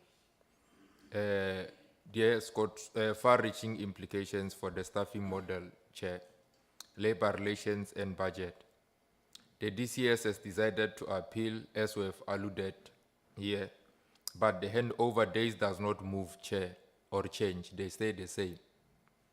Could the DCS present two concrete plans, one of your appeal, if it succeeds, Honorable Minister, and one if it fails, including the projected number of GVF staff and some subcontractors to be absorbed, and the cost implications in each scenario, in case it goes the same way, the other way, or our way. And I've understood that there is an advert that is out which indicate clearly that the first preference will be given to G4S services employees. Yet there's still the matter that is still, which is sub judice. If they can at least give this portfolio committee those particular scenarios in both cases, so that we'll have to understand what will be the implications going forward. Chair and Minister, the Mangaung facility has been relatively well maintained under the triple PPE arrangement. The real question now is whether the state will sustain and improve that particular standard. I expect you to provide a clear short, medium, and long-term maintenance plan for Mangaung with defined standards, inspection cycles, budgets, and responsible officials, so that this committee can monitor performance after the taking over of the Mangaung facility, so that we are able to monitor in terms of progress. On slides, on the slides, they have shown substantial outstanding quantities of uniforms and linen for offenders, with delivery dates very close to the handover. Inmate dignity and hygiene are constitutional obligations, not optional extras. Can the department indicate when these orders were placed? What is the current delivery status? What contingency plans are in place if suppliers fail to deliver in full and on time? And how you will ensure that there is no regression in living conditions on 1 July? And also I want to check, lastly, Chair, we are currently on the last transitional phase of handing over, actually in its conclusive sense. So I want to check, in terms of the contingency plan, is there any engagements that the department is having with the Treasury in terms of if things are not going well in terms of finance? Are they starting a particular process of engagement so that if there are things that are not going well, the Treasury is able to get and assist the department in this? Is there any process that is parallel going with all this process that is happening with regard to Treasury, and what is the status in terms of the engagements with Treasury, if there is any, with regard to the contingency plan that might arise from all these processes that are happening? Thank you, Chair. That is my submissions. Thank you so much, Honorable Muela, Honorable Hendricks, and welcome back. Thanks, Chair. I haven't left, Chair. Chair, thanks for this opportunity. Honorable Minister and your office, our Honorable beautiful DM and our office, National Chair of DCS, CFO, and the department at large. DM, it's a compliment. You're supposed to blush, not laugh. No, she was blushing. The minister was blushing on her behalf. Minister. Okay. You see white and black, most. You can see blushing fast. But let's leave the politics. And to the gentleman, we welcome the presentation, the detailed one. Uh, before I go into Mangaung, I also want to congratulate the NC on the MOU you signed yesterday with HCLS. Uh, thank you from a portfolio member, because I know what it entitles for the guys inside. And you going that way, it shows the minister, your TM and your office really cares. So thanks for that. MOU. My first question, and I will go straight to my questions. It's maybe the gentleman did go into it, but you are so detailed that some of the things lost us, NC. And I'm happy, NC, that you are now managing, because these departments are unlike the other departments. It's sensitive, it's critical departments. So I'm not faltering the guy for saying and showing eagerness in wanting to take over. But this comes with a lot of work and responsibilities that are not so easy. And sometimes the guys, when presenting, makes it sound so movie-like easy. It is not, guys, it is very difficult. So we with you and we want you to succeed. We are not asking NC because we want to be funny. My first question is, what is the current status and timeline? And I know Honorable Honorable Engelbrecht, sorry. Honorable Engelbrecht asked and Honorable Mawela asked about the court issue. What is the timeline of the appeal against the labor court order compelling? Because some of us do understand how the courts work. So this is very critical within this space that you are finding yourselves in. So if you can just maybe give us a clear indication on that process.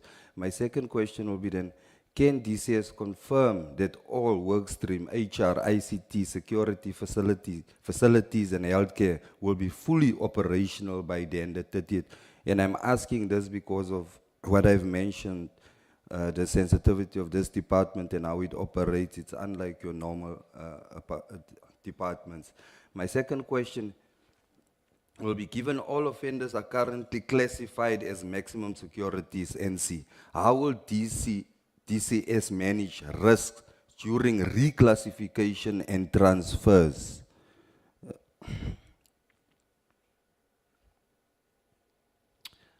And I go to my next question. How will DCS ensure that data integrity during migration from BCC system, how will that integrity be ensured when the migration happens? Next question, how will DCS maintain rehabilitation programs and offender well-being during the transition? Because the main function of DCS is mainly rehabilitation, and with such processes, Chair, rehabilitation becomes there at the back end because of the handing over and all these processes that will be happening. So my question is, how will we still be maintaining that rehabilitation programs and these programs for guys are continuing within what is happening now currently in Mangaung? My next question is the allocated 392.98 million sufficient to cover all operational, staffing and transition costs? And I go to my second last question. And I think Honorable Mawela has asked the speaker before me, will all uniform equipment and supplies be fully delivered before or on the 30th of June 2026?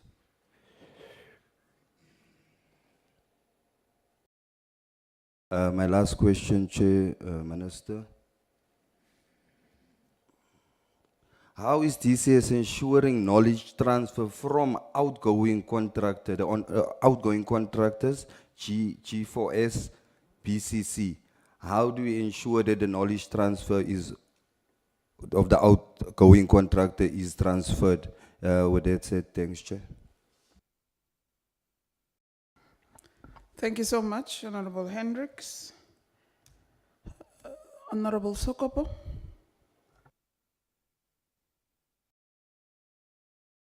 is Ngaba because I was the last one. As per you. Yeah, but I was before, it was Ngaba, but I can go. I don't have an issue, Chair.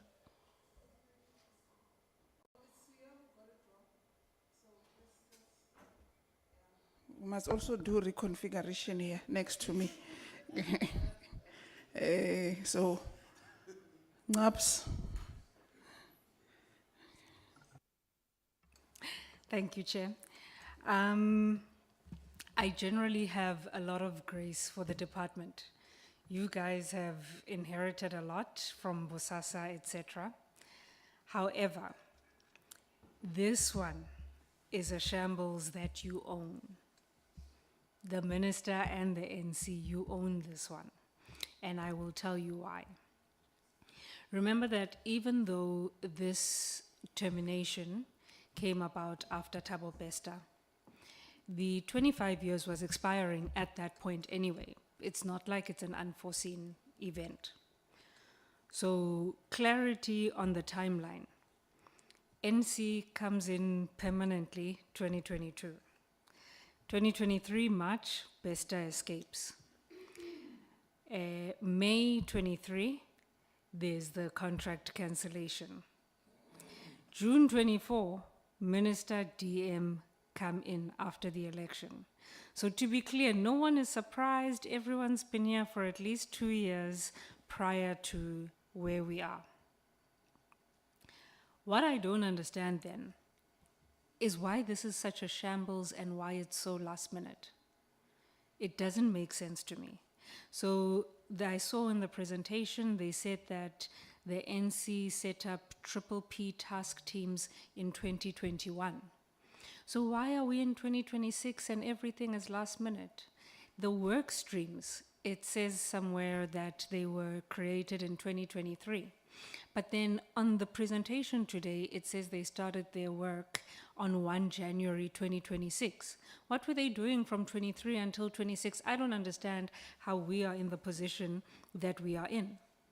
You said that you have ordered you haven't ordered the vehicles, but you're expecting them to arrive on the 22nd. How? You haven't placed the orders, but you're expecting them to arrive. How does that work?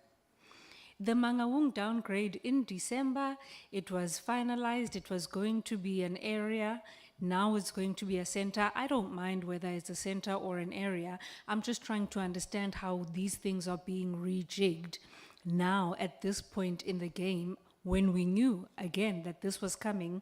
I'll be generous and count it from May 23. To me, all of this feels like a proper remorse. And I don't even know why. Because especially, I'm gonna focus on the labor issues. Let me start there. So you could have been proactive. There was a universe in which the presentation says engagement with pop crew is continuous. If it really is continuous all the time, how did you not know they were going to fight you on this? How did you not know G4S was going to fight you on this? The NC said the process with G4S has been contentious and hostile. So you would have known that this was coming. How are we here? You could have gone ahead and asked for a declaratory order on the staffing issue.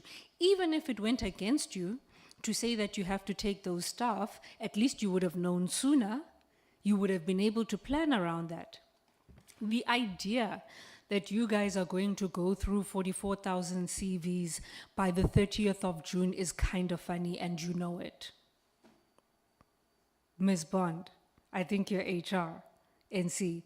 It's kind of funny, and you know it. Given how long your recruitment processes take, it is nuts that you guys are coming to the portfolio committee to tell us that you're going to be ready on the 30th of June.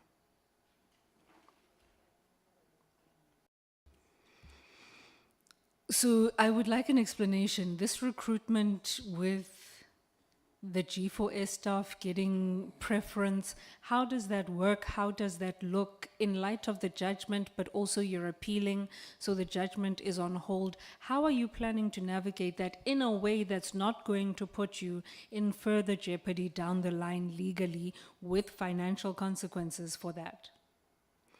Now, the department said there were going to be 50 to 100 people shadowing 3 months prior.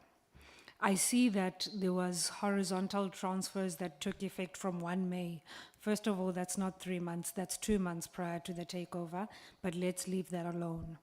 You also say there will be secondment if recruitment is not done. We know it won't be done. So I think this question has been asked, but I just want to check. What is the impact of moving 200 people from elsewhere to this facility? I also want to know, given the state of overcrowding, are you planning to move more inmates to Mangaung? And have you considered what inflating the inmate numbers will mean for the staff needs? So you're going to have to take more people over to Mangaung and decreasing staff elsewhere. This issue of moving inmates to Mangaung also has an impact on your budget. Have you discussed whether you are going to move inmates? If so, how does it increase your food and other costs? Have you thought through the whole process? Is there a plan in place for that? Then the security contract. So you said that G4S will stop doing security services when the contract expires. Then you said you've selected certain things that will need, services that you will need to be continued. Who is going to be giving those services? Is it G4S? Have those contracts already been concluded? Are they in place? The cost for those contracts, is it taken into account in that 392 million rand that you have budgeted? I also have questions about that same budget. So you said that you paid 150 million to G4S for April, May, June. That comes to 50 million a month. But if I calculate the 392 million divided by 9 for the rest of the year, gives us 43.5. So you are going to be running on less than what G4S is going to be running. How are you going to bridge that gap to make sure that you can still fulfill all the services that they fulfill? Which is why I'm also asking, when you look at how you're going to allocate that money, does that include all these additional services now, like security, that you have to go and find? And I want to be clear about something. Honorable Engelbrecht pointed out to me that this center accounts to something like 1% of your budget, which is crazy because you have 243 centers. So I am not asking the question to pressure you to allocate more money. I need a sober-minded assessment of what you can and can't do with the money that is allocated. It doesn't seem like everything has been thought through properly, and I would at least like to know that the money has been thought through properly. The other question, and my last one, is, if I remember correctly, there's 8 million rand for maintenance in the budget that was shown. Do we have a figure for how much G4S was spending on maintenance specifically? So what's the gap between what they spent on maintenance, what you spend on maintenance? And again, if you're going to send more inmates there, you know there's going to be pressure on your infrastructure. So you should actually be spending more on maintenance, not less. How does your maintenance budget compare to theirs? Thank you. Thank you so much, Mrs. Naps. Honorable Sokopo. Thank you, Chair. Let me also take the opportunity to welcome the report. But Chair, maybe, Minister, we must help each other and be frank to say DCS is not ready to take over. There is no way that the department is ready. I'm raising it, Minister, so that today is the 2nd, we are left with 28 days, so that we don't find ourselves on the 29th day or 2 days before the 29 days, on the 27th day. We only want to recognize or realize it then that we are ready. Some of the very important issues was raised by my colleagues here. Last year already, the department confirmed that they are ready. And I raised the question of what is today in court of Section 197 of the LRA. The department gives an impression that they have covered everything. Today we are in court and we act as if it's an unforeseen contingency. The truth it is not. We have seen it. At least as this committee, we have raised it as an alarm coming. We raised the issue of the intake. It is rather disturbing to understand that only in April were positions advertised. Not that I'm proud of government, but we know, and Minister, where you are seated, you're also acutely aware that there is no government department that will be able to do recruitment in less than 2 months. Actually, this is an 600 plus. It's actually a full intake, Mashabatach, a full intake of Kroonstad or Zonderwater. That you think that in 2 months you will be done with. And I would have asked myself a question, just on logistics of it. Are you expecting to get these people outside of the department? And or if in the department, I'm sure these people will be coming from other areas, in terms of correctional service, from other regions. That the tedious process of relocating. Have you taken that into consideration? If only now you are still in the process, first process of recruitment of shortlisting, you still have to interview them. If I take it, if it's people from outside, not working for the department, probably have the normal intakes, you still have to take them to college. I would assume that these people that you are referring to here are people that are already trained, are in the employ of correctional service. Now, Honorable Engelbert raised a matter which I think is going to be an issue. Again, he's raising it today, so that when it happens, then it not seems as a shocker. G4S employees or the wardens there, they are also aware, Minister, that there is a court process, an appeal. Now, on the first, let's take those that you are not going to appoint as not ready as you are. On the 1st of July, when you find those people there at work, what would you do with them? Would you call the police to come and take them? Would they toy? The issue POPCO have raised. POPCO stands grounds. So it means that we are going to have a facility that will be ungovernable on the 1st of July. Hence, I'm raising it up front to say, we must then agree that we are not ready. Outside of court process, the department is just not ready. And maybe must say to this committee, it looks like we are not ready. In an event of not being ready, will we be able to do a month-to-month with these people? What would be the situation? I have a sense that maybe you have foreseen that you would have to take that route of a month-to-month with these people. You are not ready. There's no way in a critical facility like that one that you think you can do this mrabaraba, washa thing. It's not going to work. It's not feasible. It's not feasible. CDC Bond was supposed to know better.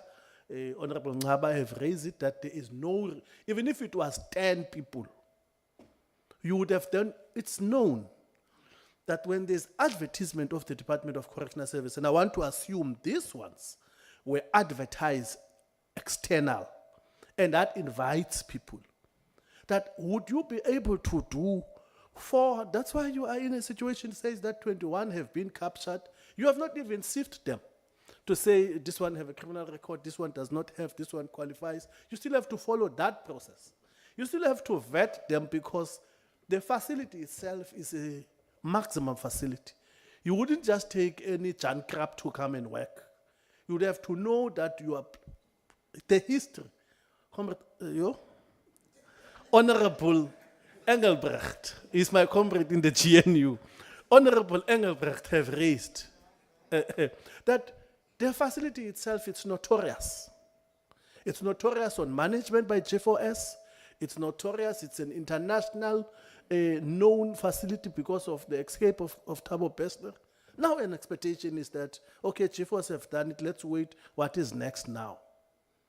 It's a facility, in fact, that we're supposed to treat more careful as opposed the one in Limpopo.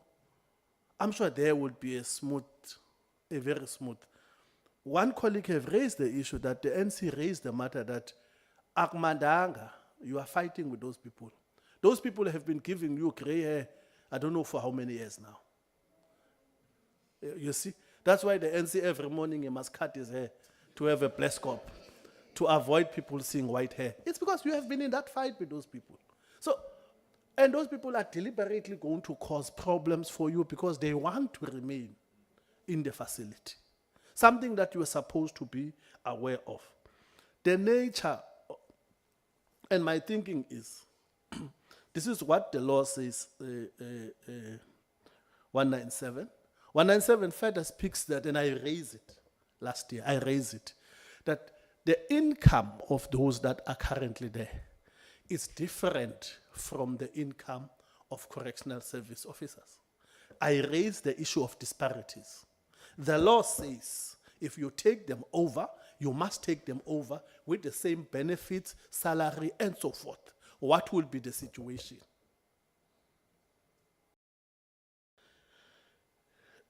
Honorable Engelbrecht have captured me very well on the data issue, which is a serious security issue, a very serious security issue. If just something happened there and you are not in a position to manage that thing, in fact, if it's 20, you're supposed to have 70, just for you to have speed like there's no tomorrow. And I'm asking myself, I'm coming to savings, say everything was fine, I would have expected the CFO to say, now that we are taking over, this is how much we have spent. If we run it ourselves, this is how much the department is going to save. So some positive for us to take home. To say at least there is some savings if this matter would have been coming into fruition. There is nothing, the report is silent about it. I have a lot of questions, Chair. Maybe I must ask all of them on behalf of Honorable Niehaus, who's not here.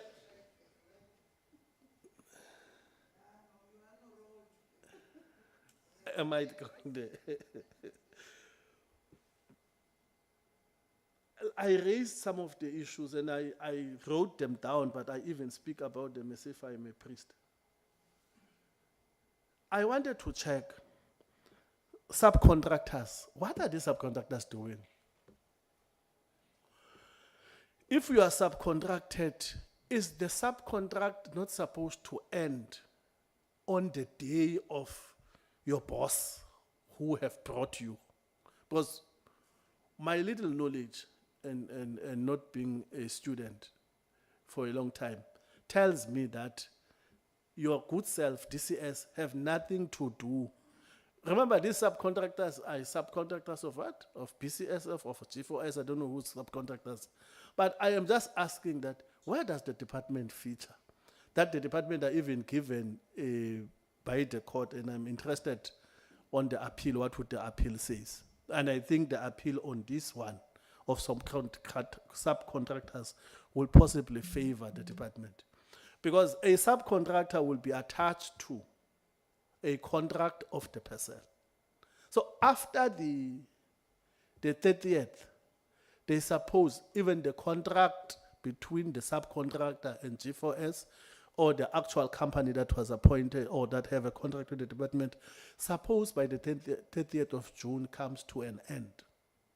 I understand the one of the employees, and even there I would have wanted to check, because my thinking would have been saying that when G4S employs those people, they were supposed to be a contract that says your contract is stipulated to end on the 30th of June. Right? Because our contract ends there. Now, of course, this one of 197 is a technicality which would have to be justified. And that's why the law makes provision, this labor law makes provision that time to time, you correspond with an employee so that you don't create legitimate expectancy to the employee. So you communicate to say, no, but this is what we're saying. In an event you think that you are still needed, we are communicating with you either yearly or 6 monthly, but please note, you are still extended for 6 months because you are going to be needed for 6 months. So that you would have and maybe it's not your fault, it's probably G4S's fault because the employees is theirs. But I'm just trying to check on the technicalities and on what the law would, probably this one will be a matter for SAFLI for us to get it in the books of labor law in future as to what would have been the situation in this case.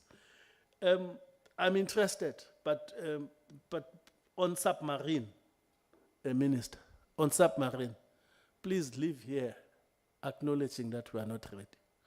Siske sixoxeni into nje. Then we can just talk about other things or say how best can we look at it. But it can't be correct that we leave the house, Chairperson, and we are told that we are ready. It's not right. It's not right. Thank you, Chair. Thank you so much, Honorable Sokopo. Babukasa.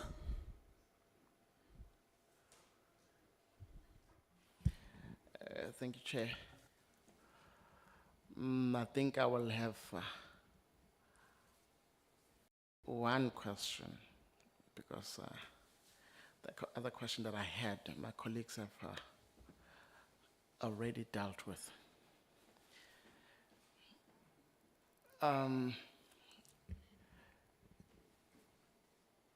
So the department says all offenders at Mangaung are still classified as maximum security. And reclassification has started, but not finished. That means on day one of DCS control, you could have low-risk offenders still locked up like maximum security prisoners. Right. What happens if a low-risk offender challenges their continued maximum security detention in court immediately after takeover? The last question will be, all right. You say you have only 2 nurses transferred so far, and you plan to rely on doctors and nurses from Grootvlei to help. But Grootvlei is a separate facility with its own prisoners and patients. Their staff are no extra. They have, they already have a job to do. Who treats the prisoners at Mangaung if Grootvlei staff are needed at their own facility at the same time? Thank you, Chair. That was a very critical question, Babukasa. I'm also interested to know, how are we going to jiggle that? Our Shangas. Uzaivalage, Honorable Shangas. Thank you, Chair. Greetings to Minister DM and all the DCS officials under the leadership of NC. Although my colleagues have touched a number of questions that was on my mind, so the chairperson want to throw me under the bus anyway. But I want to I want more clarity on some questions that this following question. The first one will be, the DCS inherit the existing IT, civilians, and access control system from GCS? If not, what the replacement plan and timeline? And then the second one is firearms and all other equipment. Is replacement and firearm and equipment delivered confirmed? Any risk of temporal gaps? And then the other thing is all compliance certificates, permits, safe standard finalized before takeover. Security systems and equipment fully function and tested before handover. And the other one has, it's the, okay, no, I've touched on that one. And then the last one is, I think the report indicated that the workers from GCS will be given first preference, especially those who are qualifying. So I want to know from the department did they get time to sit down with those workers? Because, and then if yes, what did they say? They accepted to accept a lower package as what they getting now from GCS. I think it's more. And then what was the answer from them? I thank you.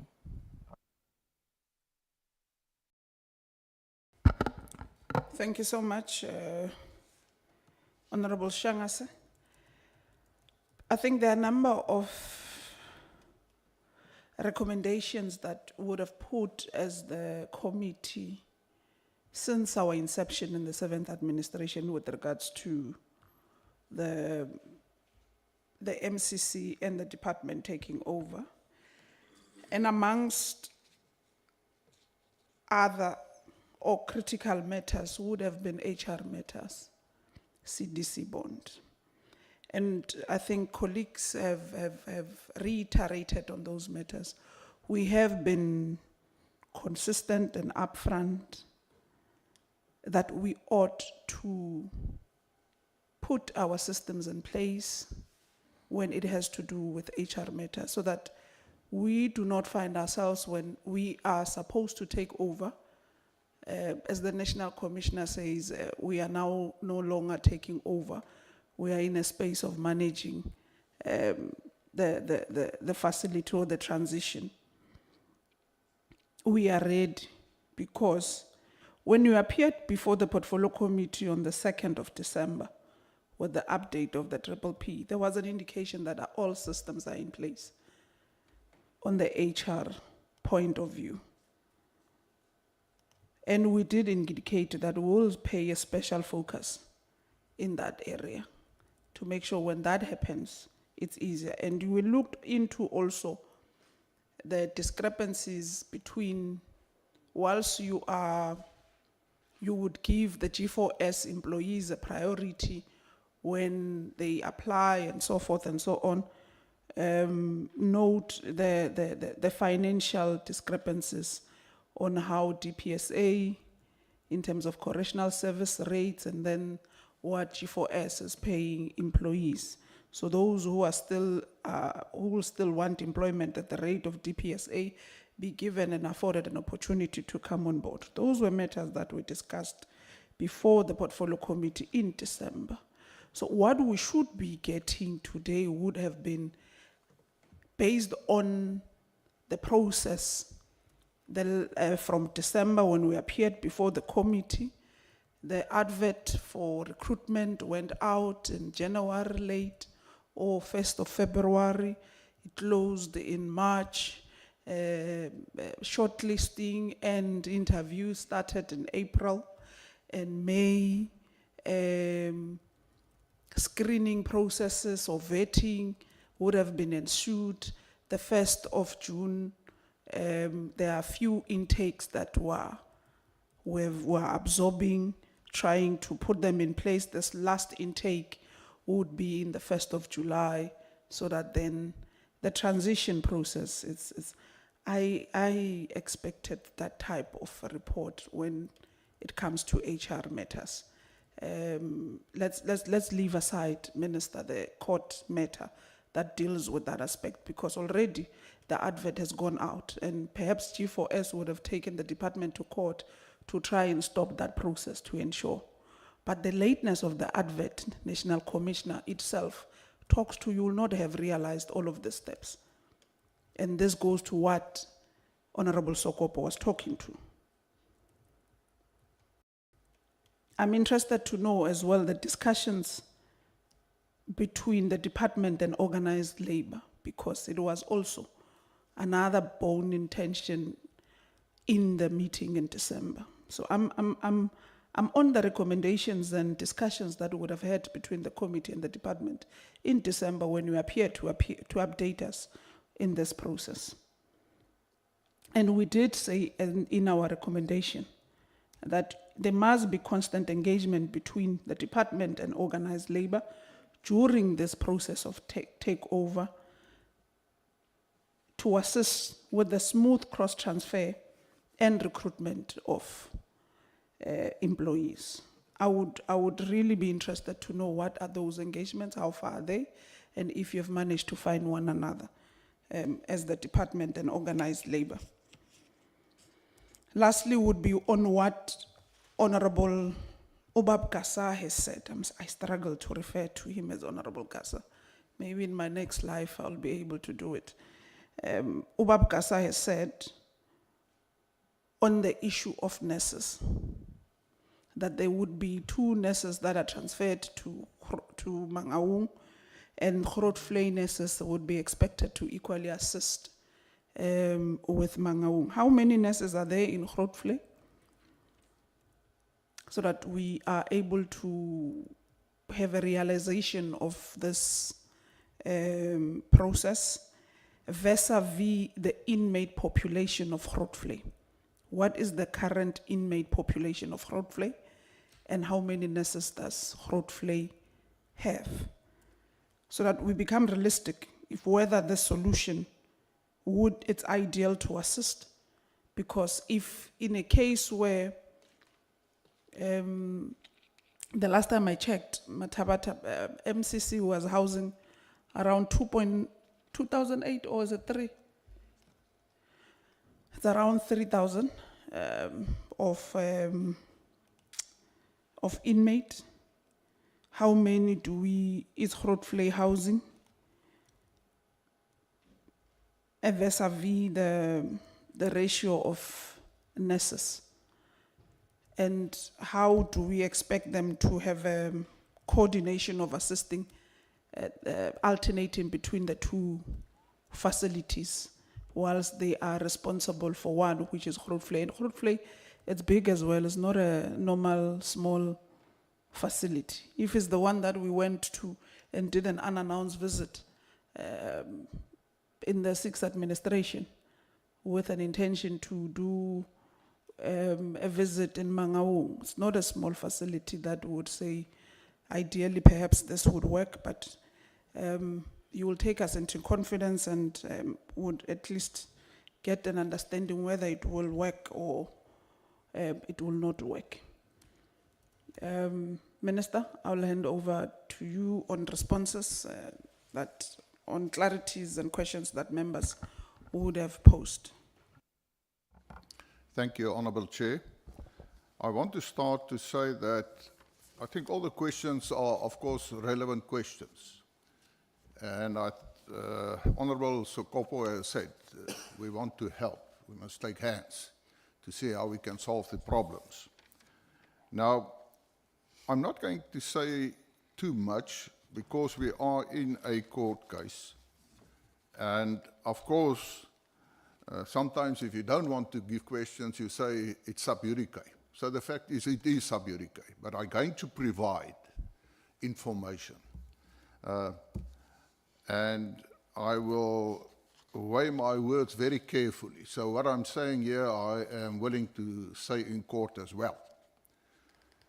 Now, let me first say, and I think all the members asked about the court case as such. And it is quite relevant to the whole process of takeover. Now, in the beginning of this year, BCC requested a meeting with me as minister so that we can have discussions. I immediately accepted and said I am willing to meet. My office gave them a date so that we can meet because I want to solve the problems. And about 2 or 3 days before the date, they just informed us, unfortunately, they will not come to the meeting. We then said, well, give us another date. Well, I'm still waiting for another date. So from our side, from DCS and as minister, I wanted to talk because I do believe that we can solve problems. But unfortunately, what the reasons are, I don't know, but they did not continue with the meeting. Now, the other question is about the labor issue, and I agree. There are valid questions about the advertisement, the process, whether it was in time. I know that the National Commissioner through the HR will answer to those questions.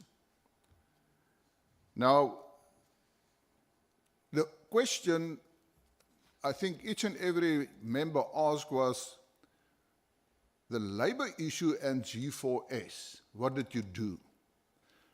Now, I also asked the question long ago, and I know, and the National Commissioner can elaborate on that. He had more than one meeting with PopCrew to discuss the issue of G4S, employees, and the takeover. And there was consensus in terms of that. And what is my proof of the consensus of PopCrew? The proof lies in it that when G4S, and you must clearly, can I say, remember that it's G4S that took us to court, not BCC or MCC, it's G4S. Now the proof that we had meetings with G4, with PopCrew and they concurred, is that PopCrew was a respondent in the court case from G4S. And then about 2 or 3 days before the court date, they suddenly turned around. And PopCrew decided and said they support the applicant. In fact, if you go and look at the judgment, they actually requested also legal costs. And the judge said, in short, simple terms, you were first a respondent, and on very short notice, you suddenly decided to become on the side of the applicant, and you get no legal costs. So I must say that I'm quite surprised, because when I became the minister, I met with the president and everyone, and because I believe in good labor relations. And before I became a member of parliament, I myself was actually a leader of a labor movement. So why PopCrew have changed, I don't know. But that is the facts on the table. But we have to deal with it. And I think further on, and I don't want to go into that detail, on the transfer, we know that it was said that, yes, of course, employees of G4S can apply. And I think the chairperson correctly referred to the DPSA situation, on salaries. I mean, you can think for yourselves. Just because there's a takeover, and I don't want to go in the merits and the detail of the court case. Our documents has been submitted. But I think it will be an unhealthy situation if you have employees, and just because of takeover, that now the new employees are actually earning higher salaries than our own employees are receiving. So you have to deal with that. It's a sensitive issue. And let me also say the process, that it was actually on a number 99 when G4S came forward with their court application. We responded immediately, but unfortunately, as you know, it's not a matter of DCS decides to defend or whatever the case may be, and then the next day you do like you want. You have to go through the state attorney's office. They have certain legal advisors, and I have said it before and I will say it again. For me, as a minister, it's a frustration. Besides, be part of that, sometimes we receive notice from the office of the state attorney after a court case where there was a court order against DCS, but we were not even informed about it. But we deal with those matters. But it is a frustration. So we immediately responded, and of course, we had to get a legal advice on the court finding, which we did, and I think we have a valid case, so we will continue. I understand, and I know. It brings a situation now, the end of June is on hand, but the court case didn't take over. But I will leave that to the National Commissioner, because I know he's got contingency plans, also for a case like that. And let me say this, Honourable Chair, through you to the honourable members. The National Commissioner looked at all the possibilities in terms of the contingency plan. Even the possibility, if we have to wait for a further finding of the court and the people at G4S are there. I have my own ideas on what is happening. And Honourable Sokopo, I hear what you say, an extension of 6 months. That raises quite a lot of questions with me. And I will have a private conversation with you on that one. Because that's what BCC actually and MCC wanted. But besides that. So from my side, and as I said, I think each and everyone asked a question on the court case. The rest, Honourable Chair, I will leave to the National Commissioner, and Commissioner, I presume you will have your people. And myself, I think a very important issue is the Human Resources Department, because it's people you're working with. And it is important that we have the people who can do the job. So that you put quite emphasis on that issue to give the answers to the honourable members. Thank you, Honourable Chair.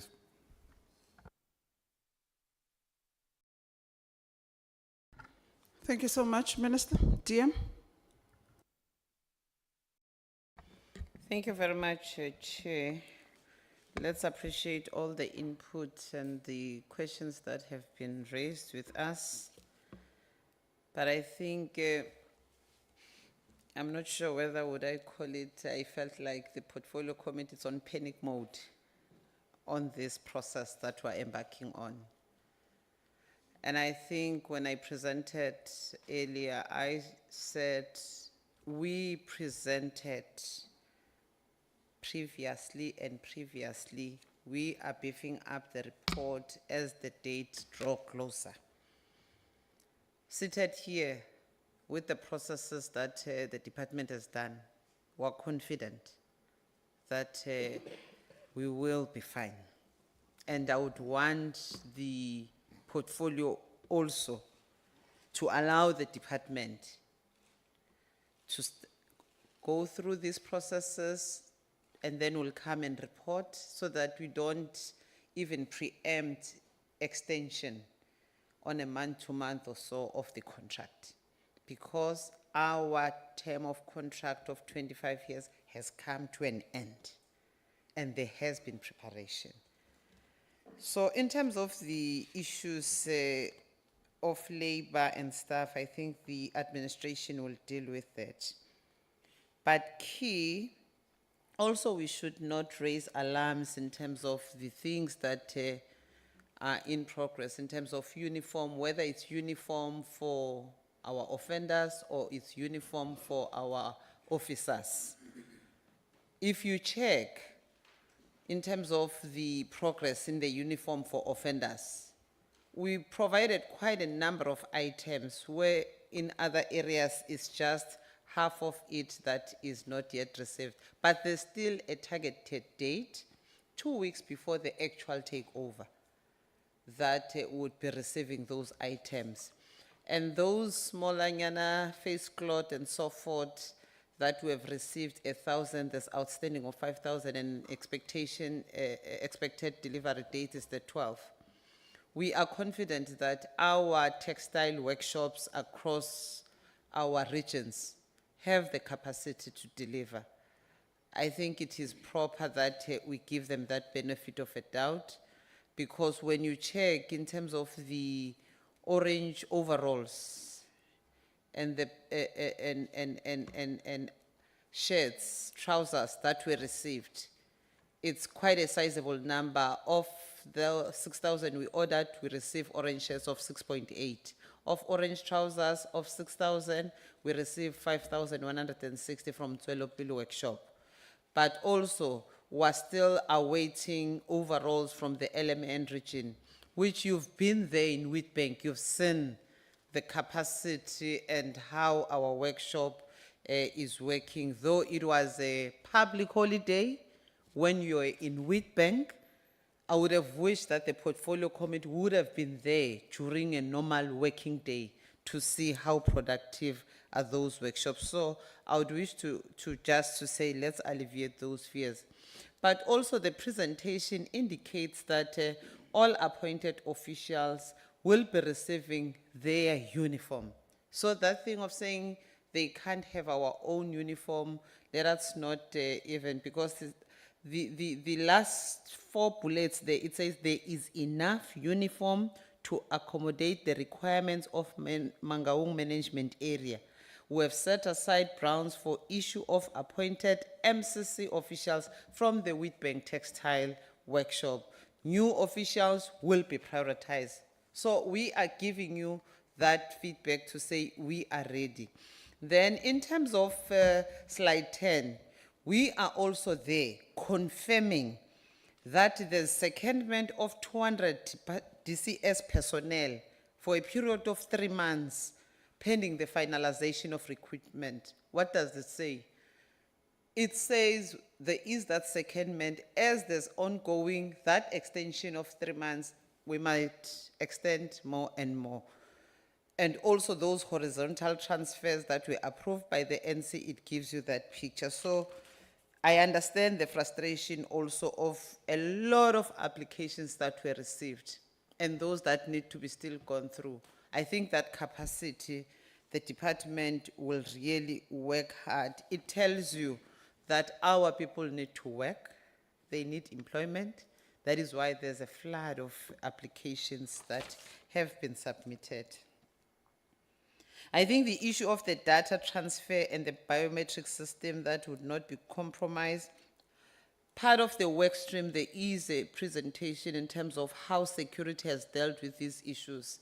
And some of the issue of security, we cannot even divulge here in a meeting. But they have done a thorough work in terms of making sure that as we manage that security department, things are happening accordingly. And then in terms of the appellate court, the minister has dealt with that. I would not want to go there, but to say, we have a contract with BCC, not subcontractors. Our relations, Honorable Sokopo has covered that very well. That is why I was saying, if you are not having any contract with us, why take us to task? So we'll deal with those that have contract with the department and nothing else. And then on the issue of budget, they will deal with that. Data migration, I've tried to deal with that. Also the secondment.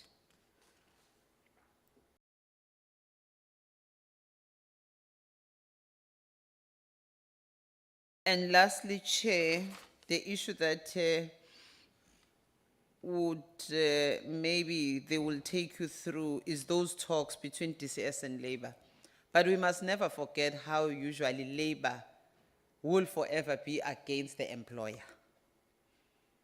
And those politics of Labour disputes and how we manage, because it should be to their interest of their members. I think HR and them will deal with that in terms of how, because engagement has been happening and they were properly briefed, but also we must note that ikhona lento esiyibiza ukuthi abantu they would want to be populist, hence they switch side quickly and issue that statement because they were with us and then they jumped the ship. But I do not want to go there because that matter were appealing and there's a process there.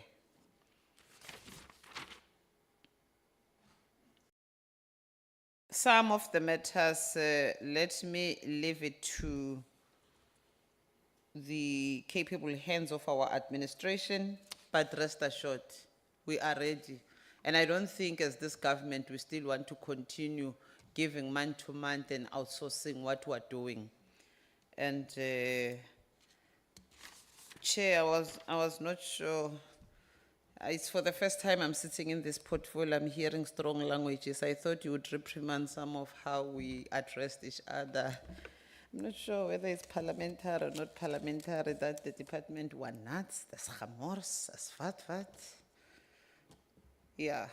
So if we're going to be calling each other those names, chamors and nuts, we're equal to the task. We can retaliate, and we don't want to go that level. I think you should protect us as a department. Bye, dankie. Thank you so much, Deputy Minister. I don't think the utterances made by Mrs. Knaps, they meant the department is nuts and you are chamors. I did look into those and check whether they're parliamentary or not. I think it might be the choice of words used by Mrs. Ngaba, perhaps to use relatively other words in that sense, but I did check in that. But I don't think, in essence, you are saying the department is nuts or the department or officials are, it's chamors. No. Perhaps it's the choice of words that she would have used.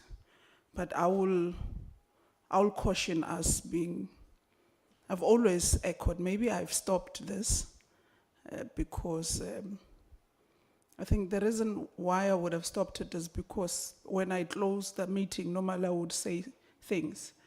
The reason I stopped it is because some were starting to make jokes of it and they did not understand the implications of why I normally would say it's not personal.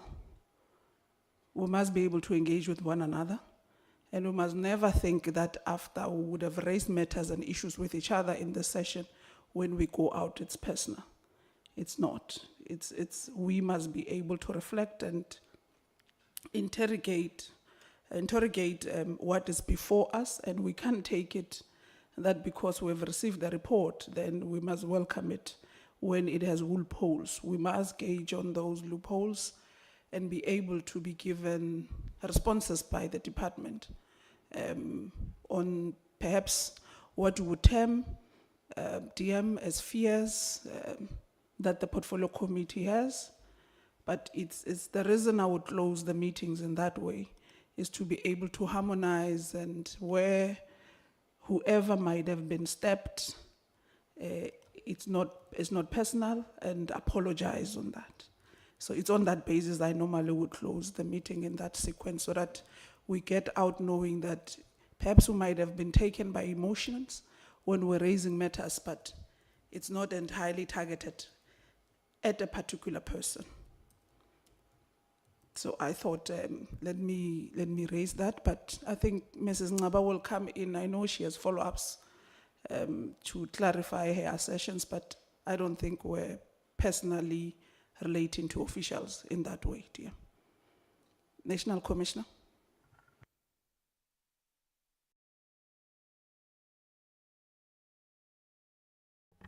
Thank you, Honorable Chairperson and honorable members.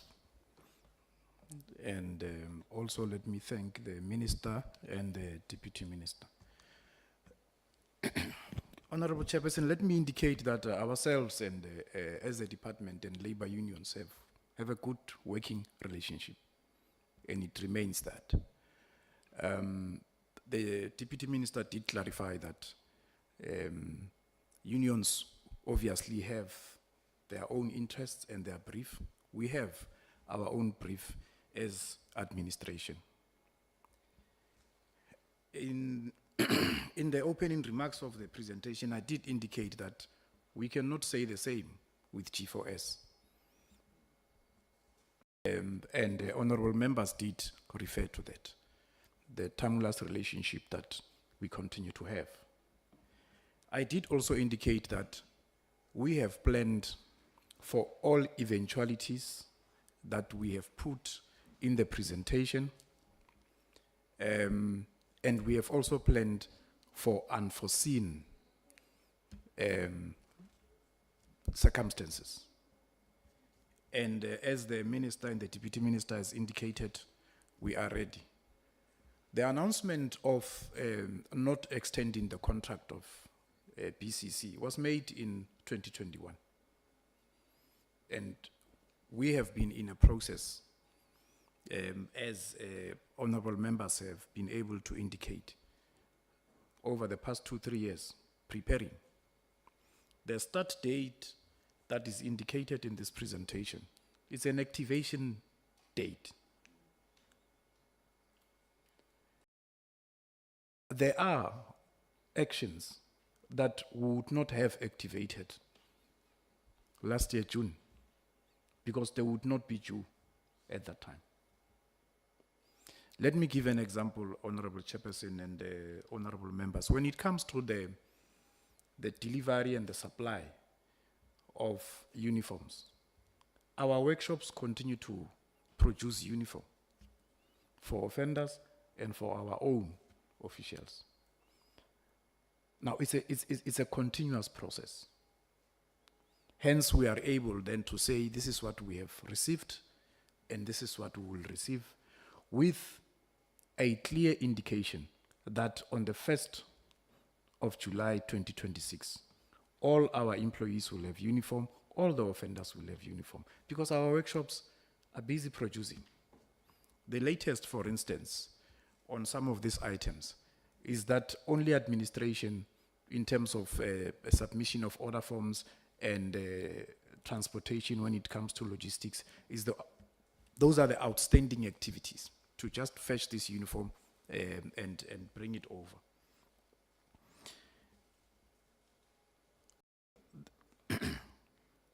The legal matters, I would want not to get deeper into them, but to indicate that precedents or similar court or litigation matters, 197. Almost all of them ended up in the Constitutional Court.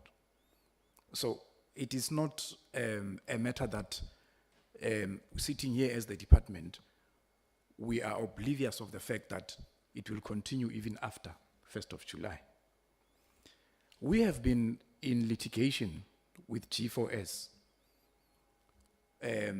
for the first temporary management that was instituted even before 2021. The case continues. They are claiming the costs because once we install temporary management, we deduct the costs from the monthly payments to the, I would say, service provider or contractor.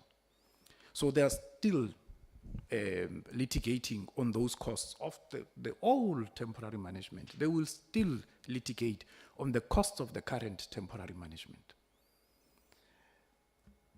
And they will still litigate on any matter that, according to them, would help improve their bottom line as a business.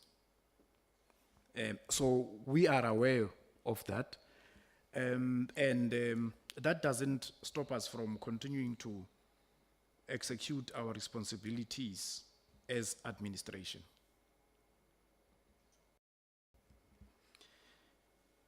Now, for me, that also deals with the fact that the management of Mangaung from the 1st of July is as I indicated earlier on, it's not going to be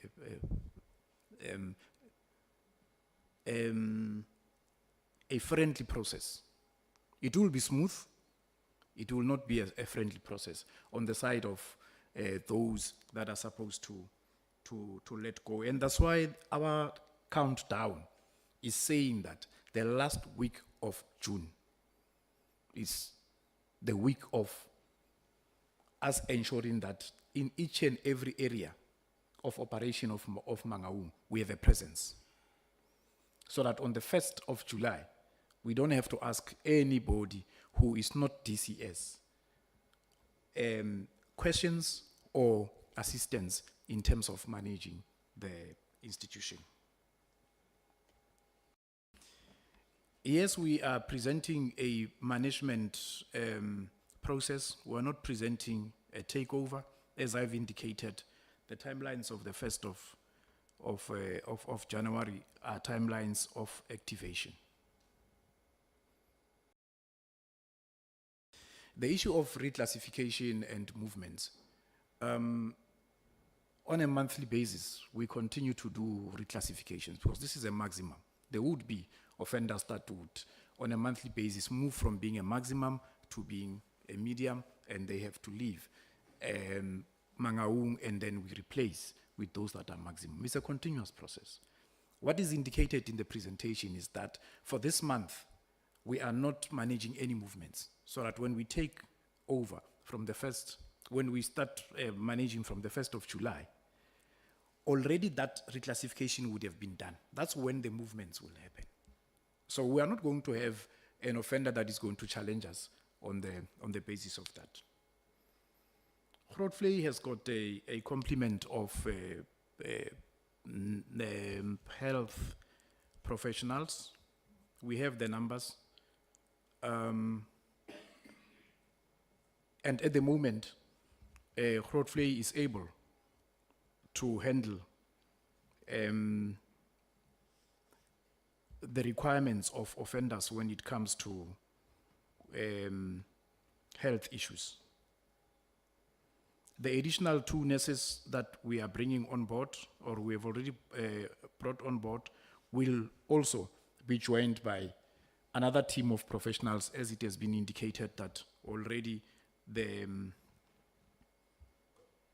interview processes will resume from next week. So we are confident that we will be able to provide healthcare services to offenders.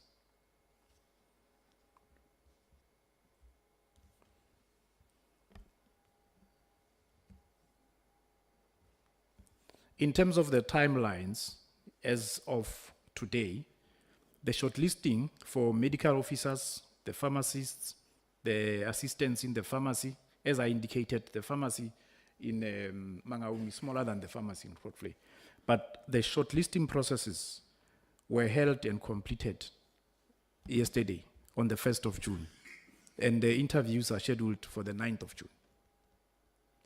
Already from security side, in terms of doing verifications, the team is ready to do those verifications so that we meet the timelines of the 1st of July, hitting the ground running with regards to professionals. The issue of 200 and the shortage that this will impose on other management centers or correctional facilities. We are currently in a rolling recruitment process. We already have a complement of those that came from college. They are already in our correctional facilities as additional capacity. That is the trade-off that is going to happen. So we are not going to get a particular correctional facility experiencing incapacity because of the 200 transfer in the event that by the 1st of July, we have not appointed a full complement at Mangaung. I hope I explained that in simple terms. So the system has new capacity, and that is the trade-off that is going to happen. And this is also not a permanent arrangement. It depends on the numbers that will be coming in from the coming weeks into the 1st of July. When it comes to professionals, in terms of the timelines, we are very clear they will be on site. Now, Honorable Chairperson and Honorable Members, the reason why Mangaung is not classified as a management area is exactly why we have this type of a presentation. The numbers in Mangaung, as you compare them with the numbers in other management areas of maximum security facilities are the same. The capacity of Groote Vlei to manage Mangaung is there already. So we are managing a seamless process into having Mangaung under the Groote Vlei management area. The process of putting in place the management of Mangaung has already started. It's just that we can't give details now. In terms of who's going to be the head of center, the management with regards to those that will be responsible for all other functions in Mangaung, that is in place. And as I've indicated, it's just that we can't give details now, because as the Deputy Minister indicated, it borders on security information. So on the 1st of July 2026, we will have a full complement of management at Mangaung, and we will have a full complement of security and professionals in Mangaung, running a correctional facility that falls under Groote Vlei management area, which has a full complement of management, including the area commissioner. There are issues of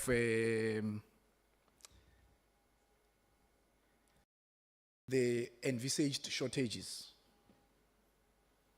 And with this, Honorable Chairperson, I will give the last example and then request that management then proceeds to deal with the specifics.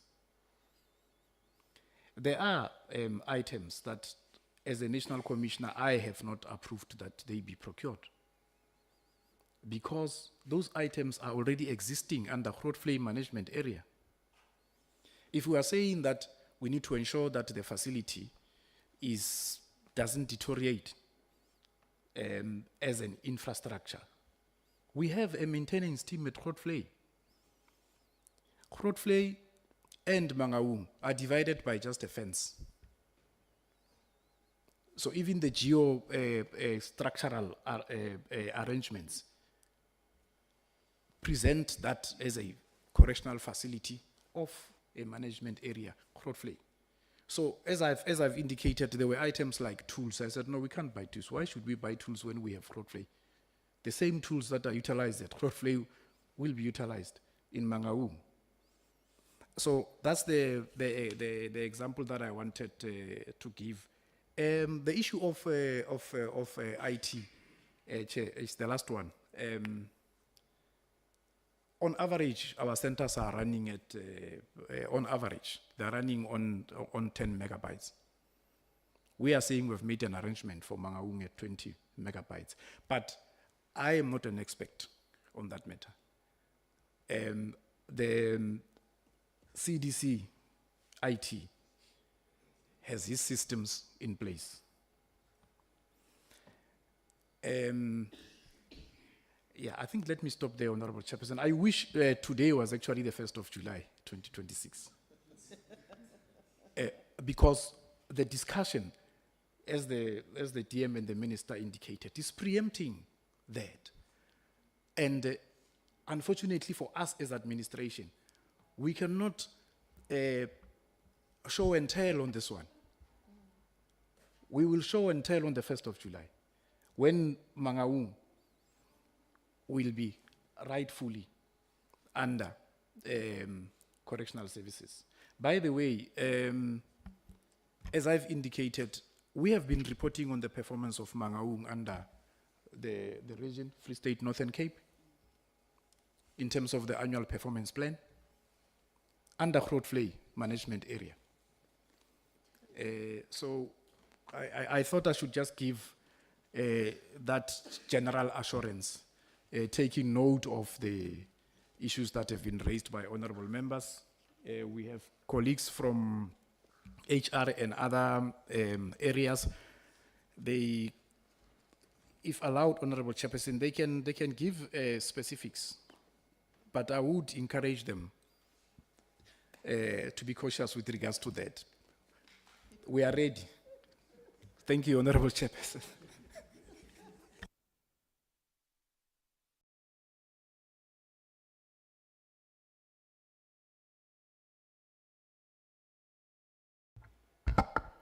Who's coming in, NC? I'm eagerly wanting to do my follow-ups. Who's coming in? So that we finish and come to Bond. Come in. They say I have covered everything, Honorable Chairperson. CDC Bond, come in. Thank you, Chairperson, and good afternoon to you and the honorable members. I think I am covered by the National Commissioner because he covered the areas of the Labour Court matter, which is sub judice. I think the Minister also alluded to that. The issue of the engagements with Labour, what I can indicate is that we've had engagements with Labour at various levels. Actually, a joint steering committee was set up with PSA and POP crew, and we've also had bilaterals with them on the takeover. So I think that covers the Labour engagements. And then in terms of what was raised by Honourable Ngaba, we do have an accelerated recruitment process in place, and we have, as the National Commissioner has indicated, completed the shortlisting for the professionals. The shortlisting for the security and case officers will be this week still. And altogether, we have 54 panels that we have set up with 269 panelists. So, and we are working with security to do the personnel suitability checks, and I think they are ready to do the pre-screening while we do the shortlisting, as well as the full personnel suitability checks when we complete the interviewing process. So much as we don't have a good history in terms of our selection processes, here we will be undertaking an accelerated process, which, as the National Commissioner indicates, should be completed by the 30th of June, and if it's not, we do have processes in place as contingencies. Thank you, Chairperson. Mahlangu has went out. I think he's avoiding to come in and speak to specifics. So he knew the best way is to just go. CFO, you will come in after the CFO. Okay, thanks, Chair. Let me start with a question relating to the presentation does not indicate the savings on the budget. At this particular point in time, Chair, it's very difficult to do a budget analysis and be able to look in terms of the savings. Because if we just allocate and we still have to spend the allocation, and then when we try to project that particular analysis in terms of actual the way MCC is managed, then we had a difficulty because we could not compare able with able. So once we started that particular process of actuals and not using projections, then we can be able to start be able to compare in terms of all the categories, what was spent in the MCC and what versus what we actually we were spending, but also looking in terms of the types of spending and items that we are procuring in terms of actually, as I've indicated in my presentation, in terms of PFMA versus the triple P. And going back to the issue of the maintenance, I have to inquire with facilities while I'm sitting here to be able to say, in terms of the maintenance, that G4S, based on the information that was submitted to me as I'm sitting here via email, they're allocating actually 30 million, but that the particular 30 million, it includes number of items, where you find out from their fuel, lentil bending, and so forth. And if you look in terms of, if you aggregate our maintenance in slide number 28, you will see that there's a contractor maintenance and repairs of 7.8, and there's also fleet and running cost of maintenance and repairs of 15.5. So that's how they are dating, and when you aggregate ours, it goes to 23, and what they've been maintaining is approximately 30 million, it also inclusive of land and building. So moving to the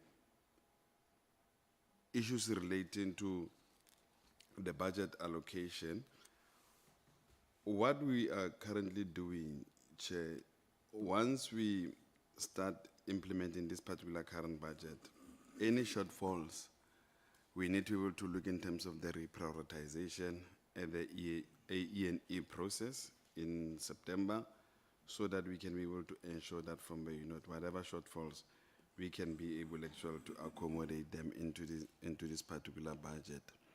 And when we are allocating this particular budget, when Treasury was doing actually the budget cuts in 26-27 up until 28-29 financially, it also affected this particular baseline of the MCC. Hence, we need to be able to relook into that particular aspect. So the reprioritization of the budget, it will be an ongoing process up until to a point where you'll find out from all the categories will be fully funded and reasonably so in terms of the allocations that will be in the baseline of the Department of Correctional Services. Let me pause there, Chair. Thanks. Thank you, CFO. NC?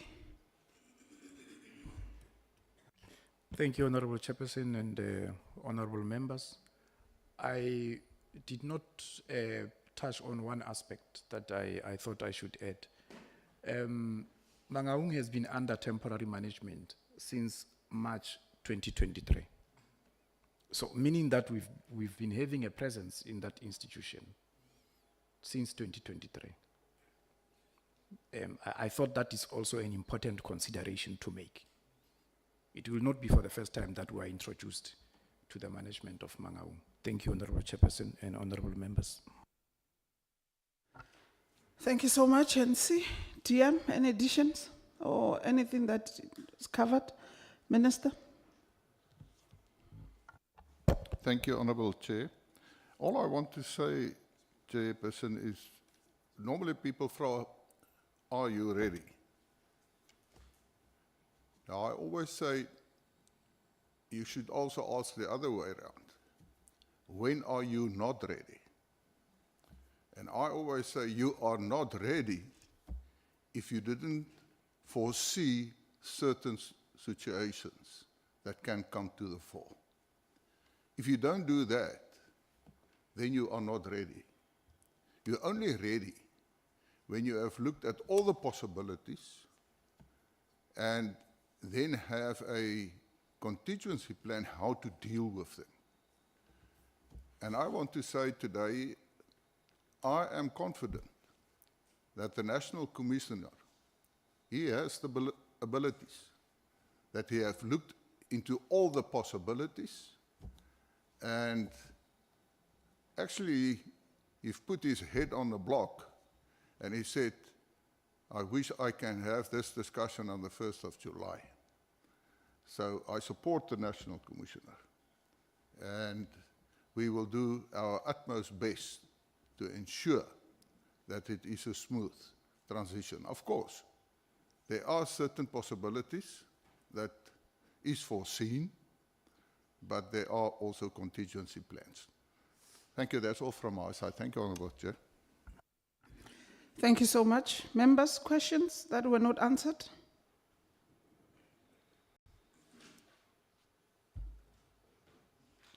Ms. Naps and Honorable Sokobo, you'll follow each other. Thank you, Chair. I apologize if I missed it, but the question I asked was whether there is any plan to move in for more inmates to Mangaung in order to sort of alleviate overcrowding. So are you expecting, let's say within the next year, to move inmates there? If so, how many? I hope I didn't miss it, on the security contracts. So I asked who is going to be doing that additional stuff? The ones you identified that you need them, is it still from G4S?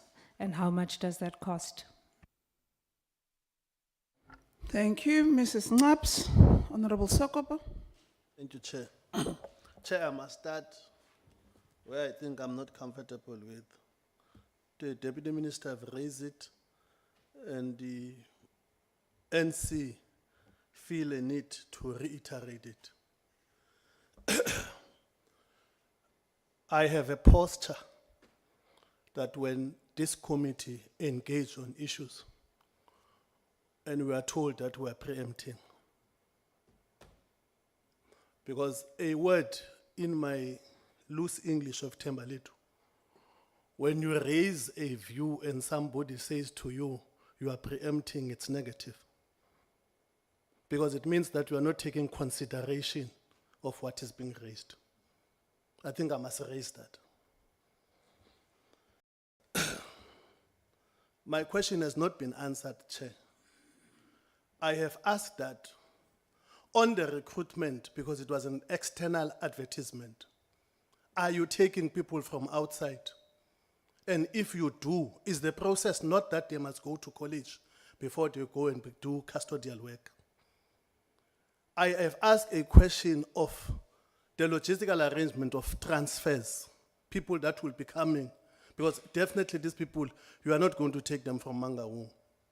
People that will be coming from other regions, do you have capacity to host them in terms of accommodation? That question was not answered. And we are told that we are preempting. And I must make this point, Chair. Maybe I'm overlapping. Because the department never have showed any level of have capacity to do recruitment on time. What's different today? That they think that we must give them time, they will be able to do this one on time. Historically, for the past 20 years, they have never, on simple positions of CO3s, KB3s. And today you must be told that we are preempting when we raise it as a concern. It's historic. You have never done it. What will make you different, or rather better today, that you will do it different? I hear, Chair. I hear, Chair. The National Commissioner says there are 2 transfers, and a question was asked here, of nurses. What he actually says, he says, in the process, we will take or make use of the ones of Grootvlei. Are you saying that you've got overstaff in Grootvlei that you will be able to take from Grootvlei to come and assist here? How are you going to deal with, what is the modality around it? Because I do not foresee, in practical terms, being told that you are preempting, that you are going to get somebody outside that must, because if you take somebody from outside, that person, Chair, must submit a resignation and serve a notice. These are issues that we're asking that are practical, to be told here that we are preempting. Thank you, Chair. Thank you, Honorable Sokop. I think the last question or a follow-up perhaps that you have done, it goes to my initial question of asking how many nurses are there in Grootvlei, and I did not get an answer. You reiterated on it, National Commissioner. You explained and even further told us of how many meters Grootvlei and MCC are in between each other. I think us who have been in the portfolio committee in the 6th administration were familiar that Grootvlei is just the neighbor of MCC. It's just that when you enter Grootvlei, you use the other gate. When you enter MCC, you go the other gate. My question was never how many nurses, and it goes to what Honorable Nao Sokopo brings in a twist. Is Grootvlei having many nurses to an extent that you would then transfer others or would assist Mangaung? How many nurses does Grootvlei has vis-a-vis the current inmate population of the facility? Because now I had gone to my records. Mangaung has 2,828 vis-a-vis their capacity in terms of bed, which is 2,928. What is the current inmate population of Grootvlei? So that we can make a disjuncture to say, if you have 28 nurses, perhaps it's understandable to then transfer others to Mangaung.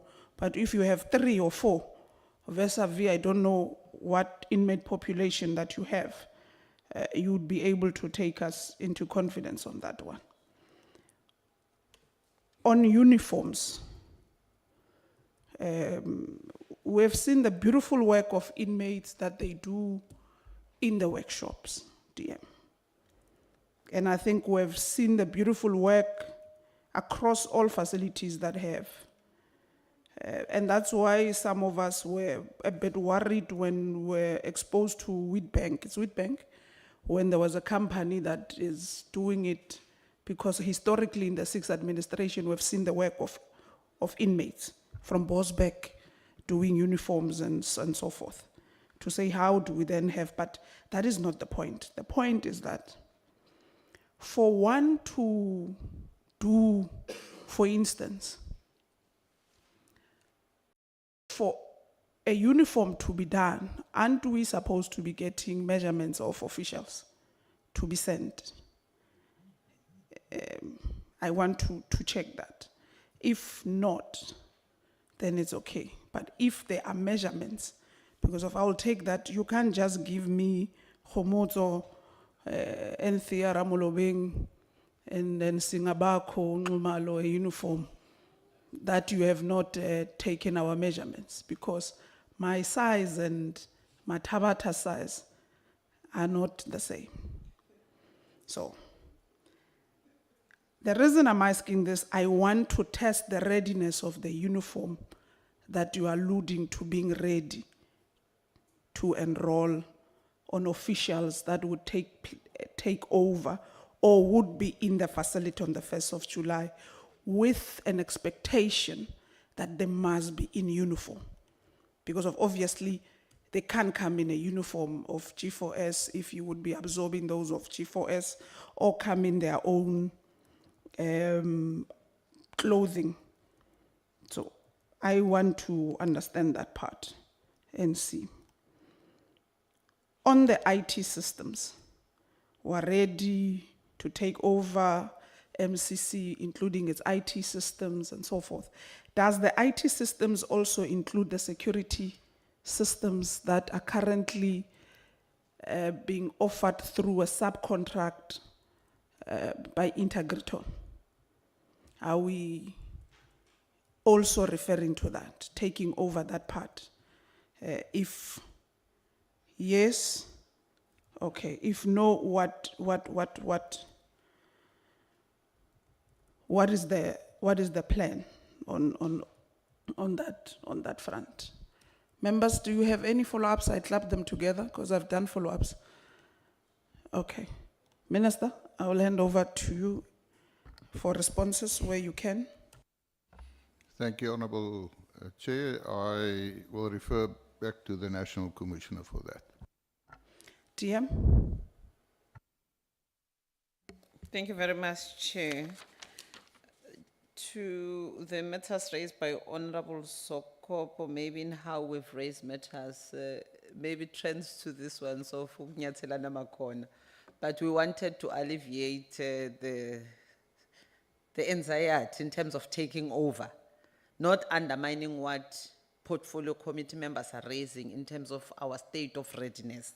I think you would find comfort in what we're raising. But I think how CDC Bond has dealt with the issue of our state of readiness in terms of the panels that have been set up, we want to turn that wheel of 20 years incapacity of appointing. I think the administration, when we met them, Minister came in, we met them and we gave them tasks and how things should be done. Previously, on other appointments, we've short-circuited the appointments. So we are trying, Chair. Not all is bad and not changing while we are there, but we are part of what we want the department to do better in terms of this. Thank you very much. Thank you so much, DM. NC? Thank you, Honorable Chairperson, honorable members, Minister and Deputy Minister. Honorable Chairperson, we have officials of TCS currently on the ground in Mangaung, continuing to do the work on what we have reported here.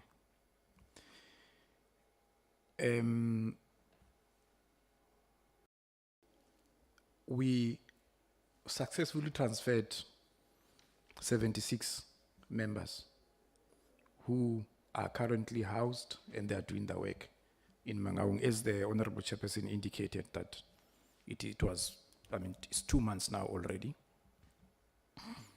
The 200 that we have identified, as I've indicated, we have made arrangements with the local accommodation service providers, because that is a deployment for a particular period, as I've indicated. It's not a permanent appointment.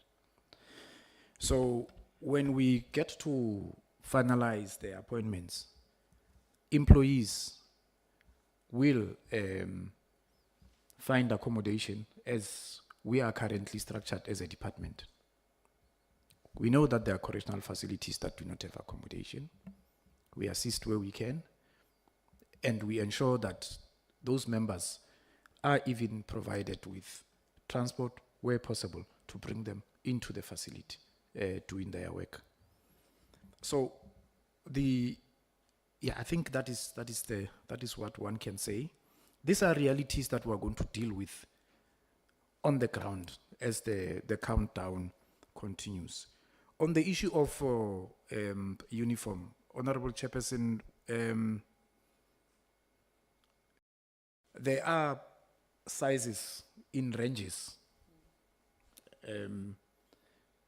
So the specifics with regards to a specific member are done when that member is in the force. So for instance, those that are going to attend interviews, HR was indicating that their invitation is also going to include their sizes. But as I've indicated, there are sizes within ranges. Like as we normally go and buy what we wear, we check the sizes in the shops. I'm at 34, I get a 34. So there are sizes in ranges. Even the shirt that I'm wearing today is a shirt that would fit any other person of my size within range. So that's what we produce in the workshops. And then we supply. Where there are exceptions, we also accommodate for those, like Mr. Numal. We do that. So, but within range. So I will not sit here and say we have all the sizes of all the new members who are going to be in Mangaung. We have sizes in range. I also alter because the length, because it's a size in range. The length of this trouser, I had to go and alter it so that, because I'm not that tall as compared to another person who would be wearing the same size, waist size. The issue of the IT systems, I have indicated that the colleagues from IT have given us assurance on the software and the hardware. The system that is used, the integrated security system that is operating currently in Mangaung, is not different from the integrated security systems that are operating in other correctional facilities like Zanin, the ones that the honorable members have been privy to, in terms of functionality. The differences that would be there would be on configuration, and that is an IT or IT security technicality. In answering the question of the Honorable Chairperson, I'm also going to talk to another question that was asked, I think, by Honorable Moela on our engagements with National Treasury. There is an arrangement with National Treasury where we are allowed to continue with the contracts that are there on an extension basis if we need them. We have determined that we do not need to continue with any contract because the capabilities that we have in the system can also offer the same. For instance, in Mangaung, we had a health services contract. We had a food supply contract from subcontractors. Those will cease to exist from the 1st of July as we continue to manage Mangaung ourselves. Their system of ordering currently is a month-to-month system. So, for instance, I spoke about the pharmacy. The medication that is in the pharmacy now is a supply for the month of June. We have already put orders for the supply of the month of July. We will then fill the shelves that are there in the pharmacy in Mangaung. That's how it's going to, the institution is going to operate. So with the control rooms, on the 1st of July 2026, we will have a DCS official in the control room in Mangaung who will be able to manage that control room, given the reconfigurations that I've spoken to, in line with the timelines that we have given on a week, 2-week basis. Thank you, Honorable Chairperson. The question by Honorable Ngaba, we have not made that consideration.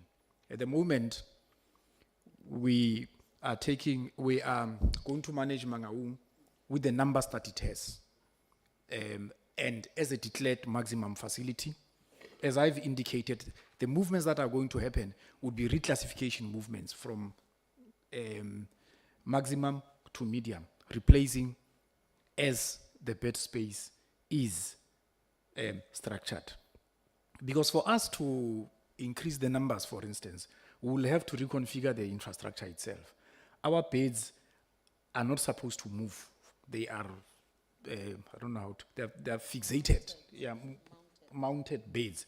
So if we want to increase numbers in Mangaung, we have to add the beds. So at the moment, what we are doing is we'll manage it as it is, and then if there's any reconfiguration in terms of the bed space and the numbers, we will then, as we give reports to the committee periodically, we will then indicate that. But as it stands, we manage it as it is. The issue of the nurses, Honorable Chairperson, I nearly forgot. In Crotflay, we've got 13 nurses. Currently in Mangaung, under G4S, there's 25 nurses. One of the things that we have identified, which I think the CFO didn't talk to, is the capacity that and the services that were being offered there.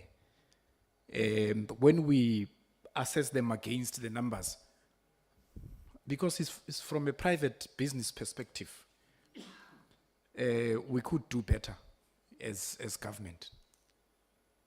And we have a mechanism in the system on healthcare services, nurses and doctors. Where we have shortages, we bring in sessional nurses, we bring in sessional doctors. That process is faster than the normal recruitment process. We are able to do that because some of our correctional facilities are in far-flung areas where it is difficult for us to attract on a permanent basis these types of professionals. That's why we have, it is possible for us then to engage services of sessional doctors and sessional nurses. So if one has to give assurance, we will not have a situation where an offender is not attended to. When they need healthcare services from the 1st of July. Thank you, Honorable Chairperson.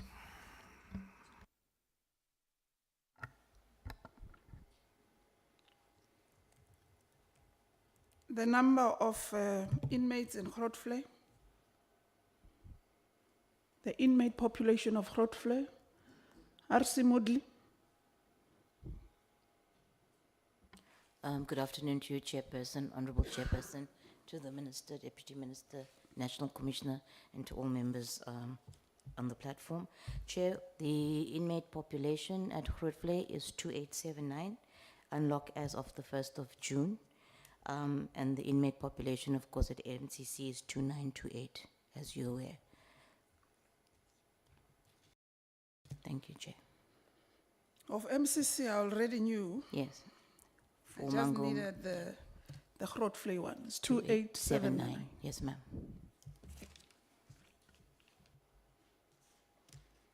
Because of the MCC one, it's standard one. You can increase, you can decrease.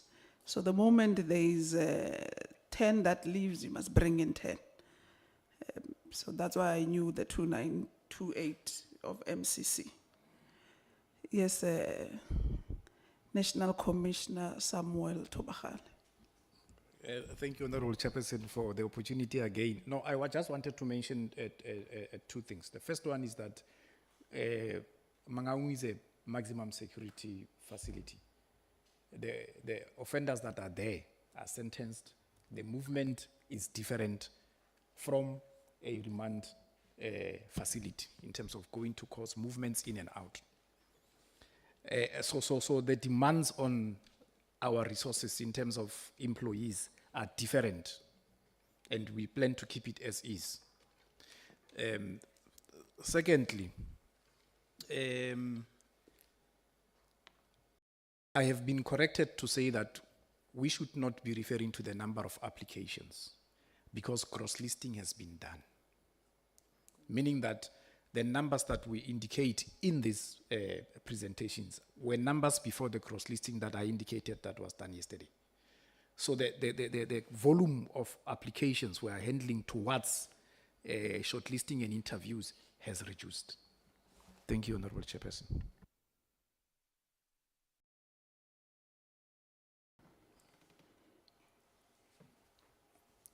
Yeah, but tricky National Commission.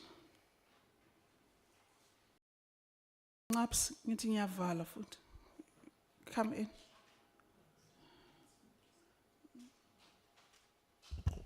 Sorry, Jay, it's just a clarity on what the National Commissioner just said. Are we talking about the 44,000? Is that what you're saying has been winnowed down? And if so, what is the number now where it stands? Honorable Sokop, In addition, Chair, I have asked a question. In this recruitment, pull the mic towards you. in this recruitment, are they employing people from outside? Because it was an external advert. And if so, what is the process? CDC Bond.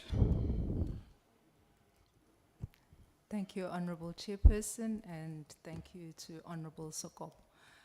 Just to respond to your question, yes, we will be giving preference to the Mangaung officials. So they will get first preference in terms of the positions that have been advertised. However, we will also be considering internal applications and also external applications, because the establishment that we have for Mangaung is bigger than the establishment that they currently have at Mangaung. So I hope that makes sense. And then you had also raised the question about the training.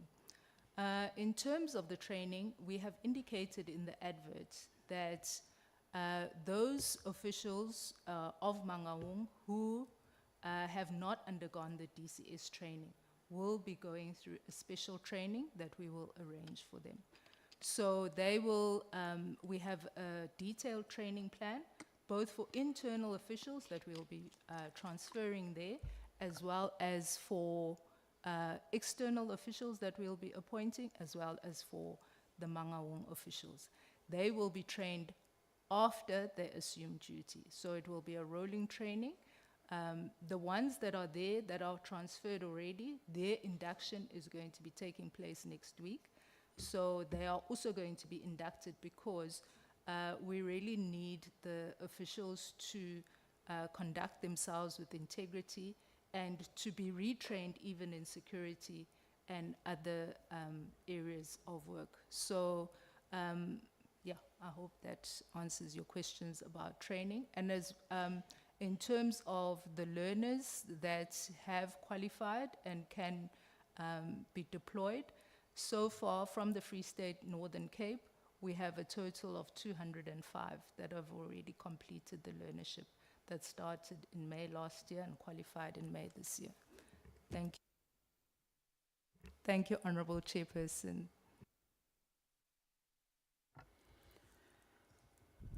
Thank you, CDC Bond, but you didn't answer the 44,000 volume of numbers and what is the current number now? What Honorable Ngaba was talking to, which I'm also interested. That's why I said when the National Commissioner finished, that brings a different twist to it. Okay. The total number of applications, 24,230. The current ones. Total, gross listed, total number of applications. Okay, thank you. Thank you so much. I think let's conclude, members. Let's wrap up. This indicates that we ought to have a comeback on this matter of MCC, so that we are able to address all underlying factors, even those that you say you are unable to declare here because of security matters, so that then, or security reasons, so that then you can take us into confidence in them. Ideally, one thought would do a visit to the facility. I'm a more practical person than a theory type of a person. I even struggled at school with theory a lot. But give me practicals, I can tell you there I excel, because one thing that the portfolio or the department has taught me is that we must never be reliant on what we get in the portfolio committee, but we must measure that with actualization of what we find on the ground. And since you are a department that is more practical with dealing with inmates on the coal face value point, it would be important for us to measure you on that effect. of what we find there in the facility. So meaning, we would commend certain areas of your work where you have started, but ideally being satisfied as the portfolio committee with no worry or hassle to it, DM, would be the actualization when you have moved in on the 1st of July and after that. Then perhaps us worrying on this effect would not happen. But as things stands, we are worried. Because whilst the department is trying to transition in taking over or term it managing the facility, there is a court matter on the other side that you have appealed in the labor court. There is an ongoing process of litigation also on the other side that based on cancellation and so forth. And there are just too many things that are happening. And ideally from where we stand, either the current contractor, and I think you are correct, National Commissioner, in saying you can be subjected into engagements or discussions with GFOS because it is a contractor, it's a subcontractor. The consortium is BCC, which we ought to be in discussion with because they are the ones who are contracted with the department, not G4S, and which makes me to worry also that the BCC seems to have decided to leave G4S to deal with their matters or represent them, but that is a matter between them and how the department deals with it. But we do commend the department for having planned for unforeseen circumstances that might arise from the 1st of July, if they do arise, and we just hope they don't. The transition is very smooth. And we do note as well that there is still the contractor, the contractor still need to repair some section or parts of the kitchen, which the due date or deadline of completion is the 19th of June. And we hope they would live up to that deadline. Therefore, the department is requested to inform the committee as soon as that is done, or when the contractor has concluded that work, so that it can alleviate the fear of the repairs or the department taking over on the 1st of July. Still some section of the kitchen are still not being repaired.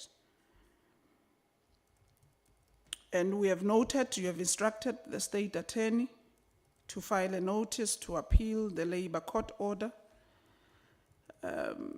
for DCS to absorb the G4S personnel, including the subcontractors. We therefore would request that the committee be updated on the development regarding this appeal.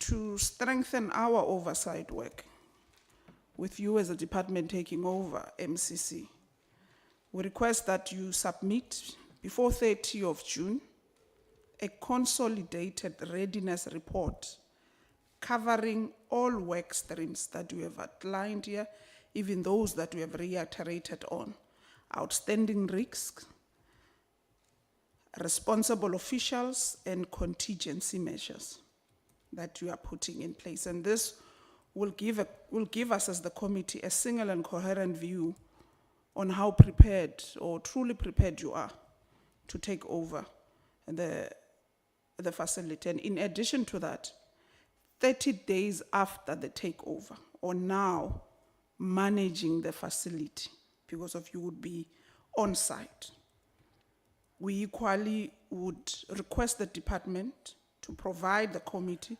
with a post-takeover stabilization report. The report should talk to or speak to the staff complement, security incident if there would be any, if you would have gone through any of those, infrastructure and maintenance, healthcare and nutrition plans that we have enrolled, and all rehabilitation programs. or any of challenges that you would have experienced during the handover process, because by the looks of things, you are going to experience some serious handover issues. Because where we're sitting, either G4S or the contractor's not ready to hand over with an expectation of perhaps extensions and so forth. So that as the committee, we can test whether the commitments that you have made before us when you took us through the presentation, they have been honored in practice. And we must understand that this takeover or managing the facility, National Commissioner, it becomes an opportunity to restore the public confidence after all the failures that the facility has been exposed to, and what Honorable Engelbrecht would have talked to in his opening when he was asking questions, which relates to the Thabo Bester escape and all other controversies that are surrounding that facility that makes us to fear and worry. Because after the Thabo Bester issue, there has just been generally controversies after the other with regards to that facility. So I want to emphasize that the success will be measured not only by a change of operations, G4S out now, the department coming in, but it would be measured by stronger transparency, lawful administration, and improved correctional outcomes under the direct state management. And this will serve as a benchmarking process on how strategically you are going to take over and how ready you would be able to take over Kutamas and Tumule when the time comes. How you're going to deal with the transition now, it should also serve as a learning curve on how you're going to deal with Kutama. Initially, in terms of programming, we were, the week of 15 to 19, ideally the House Chairperson had identified it as oversight as well for the second group. And for us who would have gone to oversight, it would have been a committee week where we need to wrap up. I thought I was going to lobby the House Chairperson to allow the committee to go to Mangaung and have a physical meeting there in that week. But since that week it's now converted to constituency period, I know will not be allowed for that because the weekend of that is voter registration. So even if we want to do it, no political party in parliament will agree because all members ought to go to their parties and prepare for the voter registration of that weekend. Therefore, it means we will make an application during recess in July, because we're in recess in July. During recess in July, if we can be afforded as the committee to come down to Mangaung. And I think it will be good for us to come in July because of you would be now the one managing the facility. So if we then get approved, I will not commit to say when in July because we will need to be approved for that. To come and have oversight and be taken through all these outstanding things that you are unable to take us through now because we are still in the process of finalizing, including all the HR components, the number of officials that you would have on site. By then, I think National Commissioner, you'll be at liberty to tell us who's the head of center, because Mangaung would be under Grootvlei management. Obviously, the area commissioner would be getting an additional facility to now manage in his or her management. So you would then be able to take us through, including the whole management of the MCC at that particular time. If we do manage to twist the hand of the House Chair, including the hand of the Chief Whip, to approve that application in July, during recess for that visit. So we'll conclude in this way, that these are our recommendations we put, and we hope what you have brought before us, you would ideally go and actualize it in terms of implementation and make sure that there is no outstanding things, there are no gaps for the contractor to come in, and the transition is smooth, as it should. With regards to next week, we will communicate with members. You will get, as you do, I did indicate that I've received a number of requests for us to schedule the issue of the absconders on parolees, or that number that was flagged in the media space last week. We'll communicate with regards to when is that meeting going to be, as the way we normally do through the committee secretary. So once that response, we've gotten it from the House Chairperson, you'll get correspondences and required documentation, including the department in time, so that we're able to give information as requested. So latest today, before we adjourn the sitting, I think all of us should know, so that we afford also the department time to prepare on their side on what ideally how we're going to work. Are we going to have that meeting as our standard meeting of Tuesday, or we're going to have it as an additional meeting outside our program, because of we had our program developed in time already. So that communication will be done through the committee secretary. So thank you so much for coming through, Minister, DM, National Commissioner, and the entire department. Members, we ought to rush to the House sitting. It's a 3-line whip today. It's a debate of the presidency, vote 1. Those who are debating, good luck to the session. But I want to wrap up this way, colleagues, that in the midst of emotions, in the midst of us being articulate to our views, let's be cautious of words that we use in this meeting. I normally would say, or normally would not want to do anything that offends another person, or that would be offensive to me, and do it to another person, because it would be offensive. So ungafuni kwenziwe kuwe, ungakwenzi kwabanye abantu. I think Fakut, you will translate to Killen, Killen will translate to the minister. Yeah, because there's no translations in that way.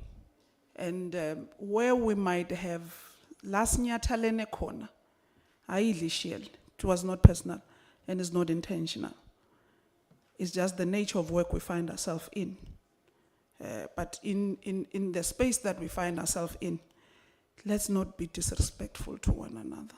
Let's not be condescending in articulation or in responses. Let's just remember that questions and clarities are not directly personally addressing you as an individual. They are addressing the report you have brought and the actualization of the work that ought to be done. And this stems from what Honorable Sokopo would have said. If you honestly reflect, DM, as a department on your recruitment, you'll understand why we're worried. Because you have never kept to time on recruitment processes, including even now, your learnership program, National Commission, dates from 2021. And I say this with confidence because I was part of that committee. That's why when we had you appear on learnership matters, we were worried about the 2021 enrollment as not yet being enrolled or an intake to it. To an extent that you had to make an exception of those who qualified but who are beyond the age because of it's not their mistake. It's the system that it might have done injustice to them. So we're basing all of those based on the history of the recruitment process. And you must also base it on the recent one of your area commissioners, which were applauding that you are really filling the vacant posts, and you should. But you must also check it. When did you send out an advert? If an advert has gone in January, when did you finalize an intake of that? Then when you have measured all of that, then you would understand our point in this instances. But it's not personal. We're just trying to put realities of how you do things as the department and how you present them, whether there is concurrence to them. But once again, thank you. Abadimu le modimo ba tsamaele lena. And those who are traveling back, please travel safe and kindly keep warm. Those who are remaining in Cape Town, the meeting officially stands adjourned. I think the next time I must open the meeting with a prayer and close it with a prayer because it's too tense. Hambani kahle.